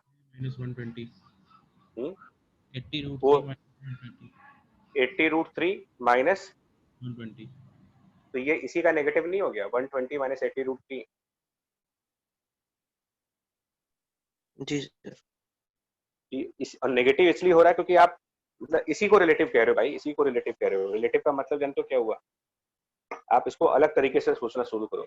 हमने बॉल फेंक दी, अब बॉल अपना प्रोजेक्टाइल मोशन कर रही है और हम लोग प्लेटफॉर्म पर आगे बढ़ रहे हैं, हम लोग बॉल से आगे निकल गए, तो हमारी नजर में बॉल हमसे कितना पीछे गिरी, वो इस पर्सन के अकॉर्डिंग इसकी रेंज कहलाएगी, पर्सन के अकॉर्डिंग रेंज, यही चीज पीछे कैलकुलेट की गई है। ये रेंज ग्राउंड के हिसाब से है कि बॉल, जो आदमी ग्राउंड पे खड़ा है और परमानेंटली खड़ा है और उसको देख रहा है, तो उसने ये कहा होगा, उसकी नजर में, इसकी नजर में ये बॉल 120√3 आगे चली गई, लेकिन जो प्लेटफॉर्म के ऊपर खड़ा है उसकी नजर में बॉल उससे पीछे गिर रही है। इसी नजर को आप फ्रेम ऑफ रेफरेंस कहते हो, इसी को आप रेंज कैलकुलेट करते हो। पांडे जी क्लियर हुआ तुम्हारा डाउट कि नहीं अभी सर सिचुएशन के? हाँ जी, यस सर। वो जो प्लेटफॉर्म पर आदमी है तो उसके लिए बैकवर्ड प्रोजेक्टाइल लगेगा सर। हाँ वही तो मैं कह रहा हूँ, बैकवर्ड प्रोजेक्टाइल लगेगा उसका। सर जैसे हम लोग ट्रेन पे बैठे हैं अपनी बर्थ पे हम्म और टिफिन हमने उछाला हाथ से, हम्म। और उतनी देर में अगर ट्रेन एक्सेलरेट कर गई तो वो टिफिन भी हम लोगों को पीछे जाता दिखना चाहिए। दिखेगा ही, बिल्कुल पीछे ही गिरेगा, दिखेगा क्या मतलब वो जी बिल्कुल। सर। देखो उसमें फिर मैं कह दूं कि लोग ये मानते हैं पीछे जाने का मतलब वो रियल में पीछे नहीं गया है भाई, एक्चुअल में ये बॉल जहां पर थ्रो किया गया उससे आगे ही जा रही है। हमें वो सर पीछे इसलिए दिख रहा है कि, हम हाँ आगे बताओ बढ़ गए हैं इसलिए, सर वो हम आगे बढ़ गए हैं इसलिए पीछे दिख रहा है। भाई, ये दो लोग हैं, रेस करें, दोनों आगे चले, दोनों चल फॉरवर्ड रहे, एक तेज चला गया तो दोनों निकले तो आगे, लेकिन जो तेज हो गया उसकी नजर में दूसरी बॉडी पीछे रह गई। इसका ये मतलब थोड़ी कि पीछे वो जा रही है, अरे उसकी नजर में पीछे रह गए आप। Yes sir. रिलेटिव इसी को तो बोलते हो, और क्या है, फ्रेम ऑफ रेफरेंस मतलब किसी और की नजर में क्या हो रहा है।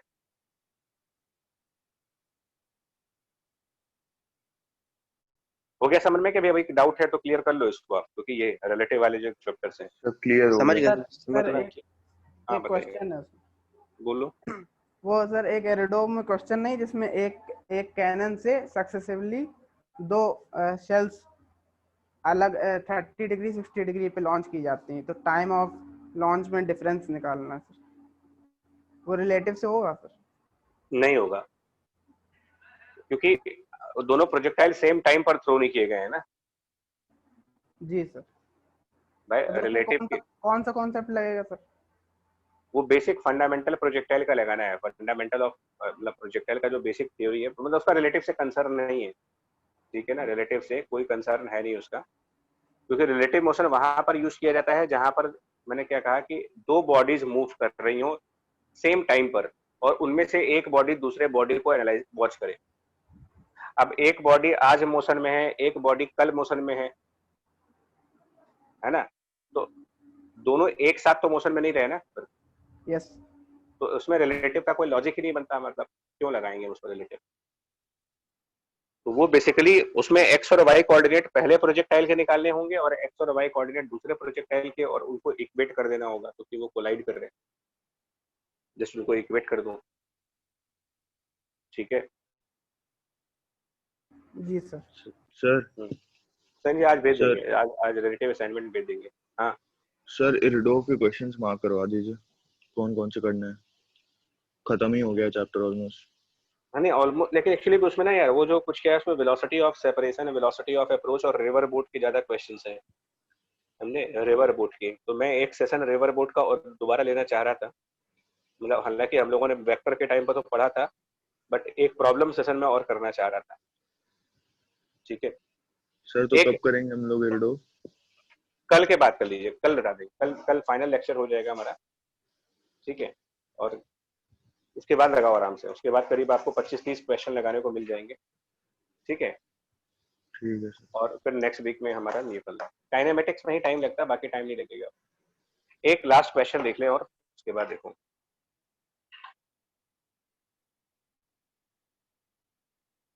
एक लास्ट क्वेश्चन देखो, ये क्वेश्चन बेसिकली वही एरोडो का ही है, आपने बोला इसलिए मुझे याद आ गया, और ये भी बड़ा फेमस क्वेश्चन है ना, बहुत ही फेमस क्वेश्चन।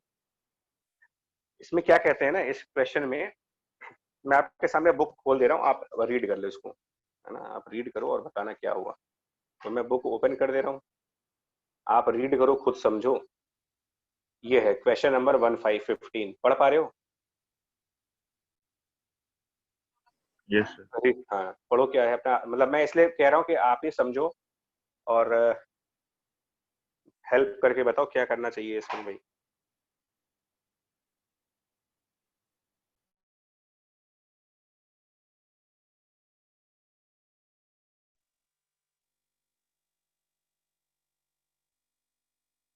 क्वेश्चन 15 की बात कर रहा हूँ मैं।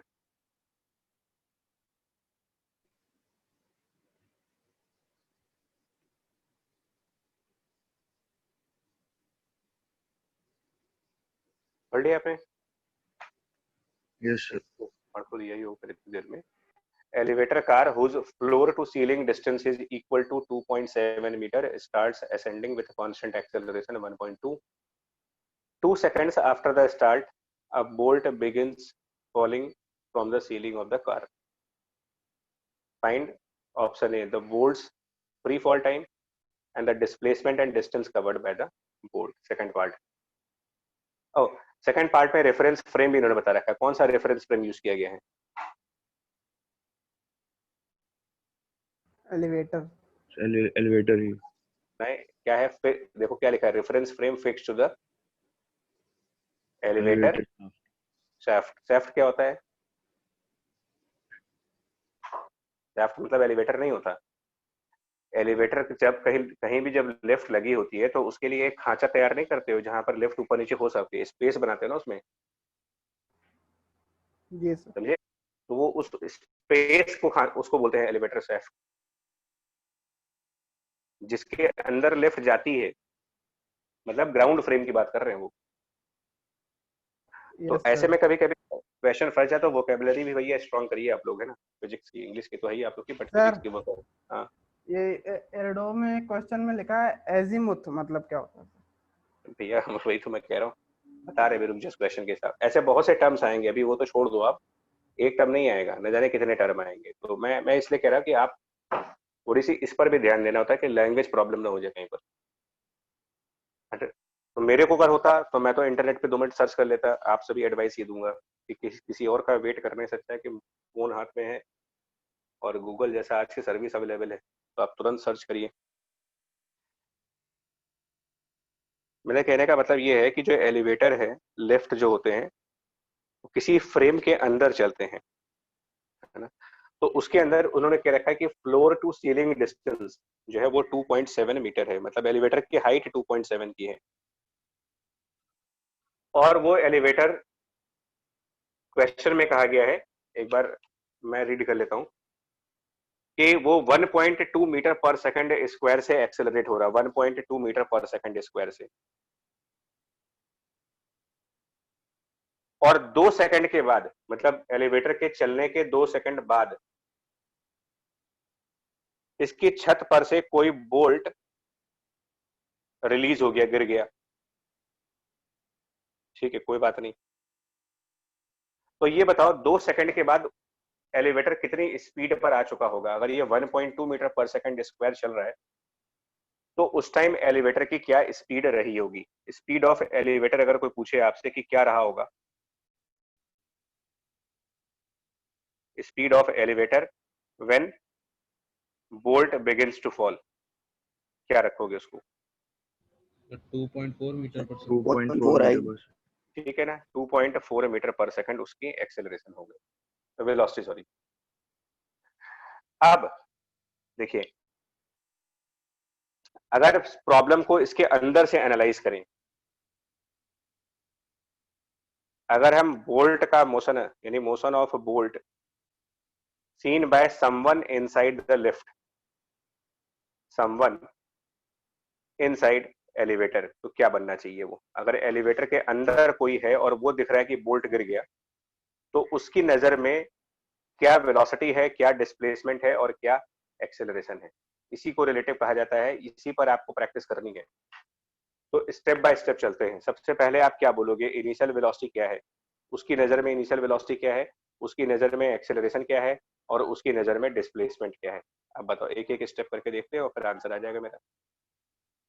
तो जो लिफ्ट के अंदर है, मतलब कोई लिफ्ट के अंदर खड़ा है और उसको ऐसा लगा कि यार ये बोल्ट ऊपर से गिर गया, तो उसकी नजर में क्या वेलोसिटी है बोल्ट की? 0 होगी। देखिए, क्योंकि लिफ्ट के अंदर खड़े होकर के अगर हम हैं और कोई चीज ऊपर से लूज कनेक्शंस की वजह से गिरती है, तो इनिशियल वेलोसिटी तो 0 ही मानी जाएगी, क्योंकि नॉन जीरो वेलोसिटी तब होती है जब हम किसी चीज को ना थ्रो करते हैं, फेंकते हैं। कोई चीज ऊपर से अपने आप गिर जाए तो उसको किसी ने थ्रो नहीं किया है, वो कोई चीज अपने आप गिर रही है ऊपर से, तो वो तो फिर ड्रॉप वाला केस हो गया कि किसी ने बॉडी को ड्रॉप कर दिया है। तो ये 0 मीटर पर सेकंड कहा जाएगा, इस पर ध्यान दीजिएगा, ठीक है ना? क्योंकि आप ऐसा तो नहीं हो रहा ना कि अंदर से देखने पर कोई छत पर जा करके बोल्ट निकाल करके और आपको फेंक रहा है, थ्रो करने वाला केस तो हो नहीं रहा है यहाँ पर। तो दैट्स वाई इसकी वेलोसिटी 0। एक्सेलरेशन के टाइम पर फिर एक बार कंफ्यूजन होती है, लेकिन हम लोग क्लियर कर लेते हैं। 10 मीटर g पर plus सेकंड 1 स्क्वायर, हाँ 10 मीटर पर सेकंड स्क्वायर तो ग्रेविटी की वजह से आएगी, और क्योंकि आप एलिवेटर का फ्रेम यूज कर रहे हो तो आपको एलिवेटर की 1.2 का अपोजिट वहां पर ऐड करना पड़ेगा।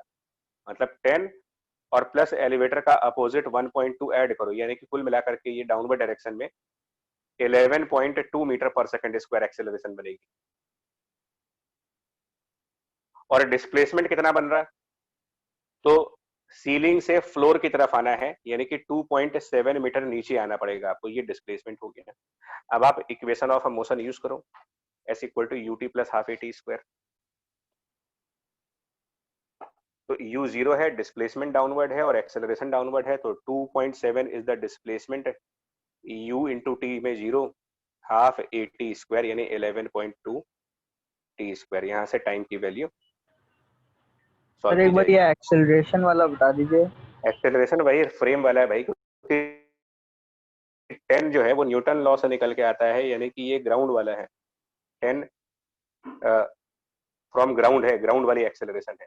और क्योंकि हम लोग seen by someone inside the elevator है, यानी कि एलिवेटर का फ्रेम यूज किया जा रहा है, तो जिसके फ्रेम से देखा जाता है, यही तो डिस्कस किया था कि जिस फ्रेम से आप ऑब्जर्व करते हो उसकी वेलोसिटी को और उसकी एक्सेलरेशन को अपोजिट करके ऑब्जेक्ट में ऐड करना पड़ता है मुझे। तो अगर हम लिफ्ट से किसी भी चीज को देखेंगे तो 1.2 जो अपवर्ड है उसका डाउनवर्ड डायरेक्शन करने के बाद रिवर्स करके, अपवर्ड का रिवर्स कर दिया तो डाउनवर्ड 1.2, वो चीज हम लोग जिस बॉडी को देख रहे होंगे उसके एक्सेलरेशन में ऐड कर दिया है मैंने, 10 वाले में 1.2 ऐड कर दिया है।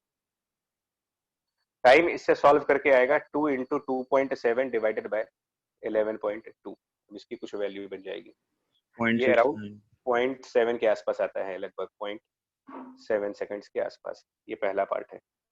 सेकंड पार्ट उन्होंने पूछा है,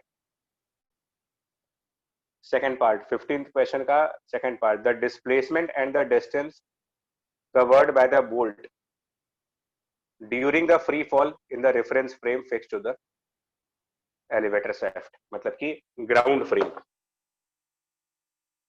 displacement and distance in a ground frame, indirectly वो ये पूछ रहे हैं क्या हो।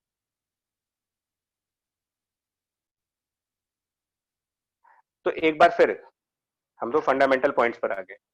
हमने सबसे पहले क्या कहा कि इनिशियल वेलोसिटी, एक्सेलरेशन, ये दो बातें। तो एक्सेलरेशन तो ग्राउंड फ्रेम से 10 मीटर पर सेकंड स्क्वायर है न्यूटन लॉ के अकॉर्डिंग।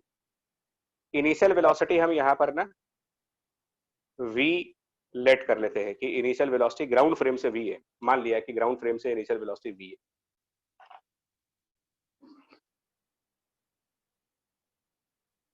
अब ये बताओ सर लेकिन 2.4 तो करा था वो कैलकुलेट। हाँ, तो वो मैं ना वो समझ रहा हूँ आपकी बात। मैंने ये माना है कि ग्राउंड फ्रेम से v है। मैं तो अपनी थ्योरी अप्लाई करने जा रहा हूँ यार यहाँ पर। मैंने ये माना है कि जो बोल्ट है उसकी ग्राउंड फ्रेम से वेलोसिटी v है, मैंने मान लिया।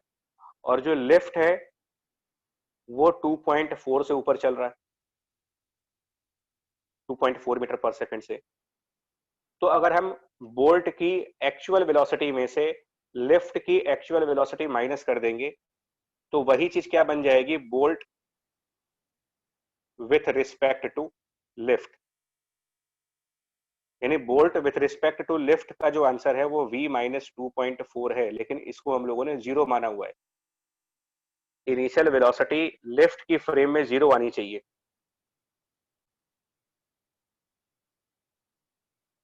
थ्योरी तो लगा रहे कि बोल्ट की रियल वेलोसिटी में से लिफ्ट की रियल वेलोसिटी माइनस करके अगर मेरे को जीरो आना है तो इसका मतलब बोल्ट की रियल वेलोसिटी जो होनी चाहिए वो 2.4 मीटर पर सेकंड होनी चाहिए ग्राउंड फ्रेम से, क्योंकि बोल्ट की ground frame velocity minus lift की वेलोसिटी, ये चीज बराबर होगी बोल्ट की वेलोसिटी लिफ्ट के फ्रेम में।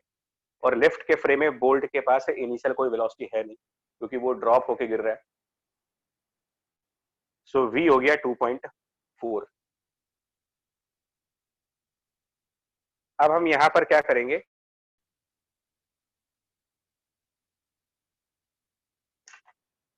मैं जानबूझ करके इस क्वेश्चन में अब यहां पर ग्राफिकल अप्रोच फॉलो करूंगा। सॉल्व करने का ग्राफिकल अप्रोच क्या, वेलोसिटी और टाइम में एक ग्राफ प्लॉट करेंगे। तो वेलोसिटी 2.4 से स्टार्ट होगी, वेलोसिटी 2.4 और एक्सेलरेशन 10 है। तो 0.7 सेकंड्स के बाद वो कितना हो जाएगा, देखो जरा। 0.7 सेकंड्स के बाद वेलोसिटी कहां पहुंच जाएगी, 2.4 अगर इनिशियल वेलोसिटी है और एक्सेलरेशन उसके अपोजिट साइड पर है यानी माइनस में लेके चलेंगे, तो 0.7 सेकंड्स के बाद की वेलोसिटी कितनी होगी।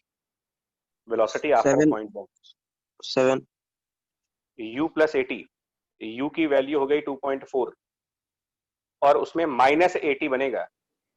Sir 4.6 downward. प्लस में कि माइनस में, माइनस माइनस में कितनी आ रही है, 4.6 माइनस में। इसका मतलब 0.7 सेकंड्स के बाद वेलोसिटी 2.4 से माइनस 4.6 पहुंच चुकी है। अब बीच में ना आपको ये भी निकालना पड़ेगा कितने टाइम बाद वो जीरो आएगी, ये टाइम सॉल्व करना पड़ेगा।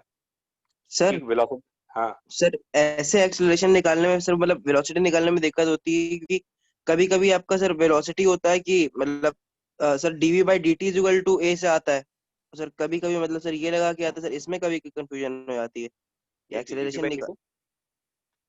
सर जैसे मतलब आपने अभी वेलोसिटी निकाली u वो सर u माइनस 80 वाली करके सर, लेकिन dv by dt equal to a करके भी सर आता है वो आपका वेलोसिटी। उससे भी आएगा, यही आएगा, लेकिन dv बाई dt को -10 रखूं, वो भी तो वही है। देखो ना, मैं अगर कर भी दूं कि dv by dt equal to -10 कर देता हूं, क्योंकि नेगेटिव तो रखना पड़ेगा अपोजिट डायरेक्शन से। तो हम इसको ऐसे कर देंगे dv इक्वल टू -10 dt, फिर लिमिट लगाएंगे, टाइम 0 पर वेलोसिटी को रखेंगे 2.4 और 0.7 सेकंड्स के बाद निकालना है तो उसको v मान लेंगे। सेम ही आंसर आएगा, वो अलग नहीं आएगा। ठीक है सर। फिर आपको ये निकालना पड़ेगा ये जीरो कहाँ पे हो रहा है, तो ये 0.24 पे होगा। 0.24 पे होगा।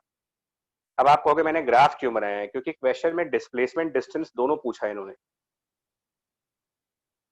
तो हमको याद आ गया कि यार वेलोसिटी टाइम ग्राफ से सर एरिया ले लेंगे। ये दोनों चीजें निकाली जा सकती हैं। आप कैसे निकालते हैं, क्या तरीका लगाते हो जिसमें वेलोसिटी टाइम ग्राफ से डिस्प्लेसमेंट भी आ जाएगा? सर डिस्टेंस में मॉड ले लेते हैं और डिस्प्लेसमेंट में ऐसे ही कर देते हैं। सर मतलब ये वो नीचे वाले ट्रायंगल को सर ऊपर एरिया ले लेंगे ना, ऐड कर देंगे, एक बार सब्ट्रैक्ट करेंगे। तो अगर ऊपर का पॉजिटिव एरिया ले और नीचे का नेगेटिव एरिया ले तो डिस्प्लेसमेंट आएगा, और अगर दोनों एरिया प्लस में ले लें तो डिस्टेंस। डिस्टेंस। इसलिए मैंने ग्राफिकल अप्रोच फॉलो की है कि एक मेथड से दोनों आंसर आ जाएंगे मेरे।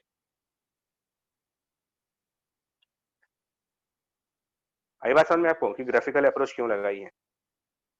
अब आप लोग एक काम करोगे ना, ये जितने भी क्वेश्चंस आज मैंने किया सिर्फ प्रॉब्लम कराई इसीलिए कि थ्योरी तो हमारी ऑलरेडी कवर है, कल भी कुछ क्वेश्चंस किए थे, आज भी कुछ क्वेश्चंस किए हैं, बट इसके बावजूद भी कॉन्फिडेंस तभी होगा जब इन क्वेश्चंस को एक बार, सिर्फ क्वेश्चंस, प्रॉब्लम सॉल्यूशन नहीं, इन क्वेश्चंस को अपना नोट कर लो और खुद से सॉल्व करो एक बार। ठीक है, टाइम लगेगा, मैं पहले बोल रहा हूँ आपको टाइम लगेगा, आपको टाइम देना पड़ेगा, घंटे 2 घंटे बैठना पड़ेगा इसमें, बट ये वन टाइम इन्वेस्टमेंट बोलते हैं हम लोग टाइम की, जो आगे आपको रिटर्न पे करती है। एक बार लगा दो 1 घंटे 2 घंटे, फिर ये चैप्टर हमेशा के लिए सर रेडी वो हो जो गया। टाइम था 0.24, हम्म। जब वेलोसिटी 0 हो गई थी, वो कैलकुलेट किया होगा ना, मतलब हाँ, तो equation. v equals to u plus at से। Yes sir. ठीक है, चलो बाकी अब कल करेंगे यार क्लास में, है ना? आज के लिए इतने रखेंगे, कल एक थोड़ा सा रिवर अबाउट प्रॉब्लम्स करके और चैप्टर फिनिश कर देंगे। ठीक है, असाइनमेंट इसके आज हम फॉरवर्ड कर रहे हैं आपको। ठीक, चलिए bye. Thank you. Thank you sir. Okay.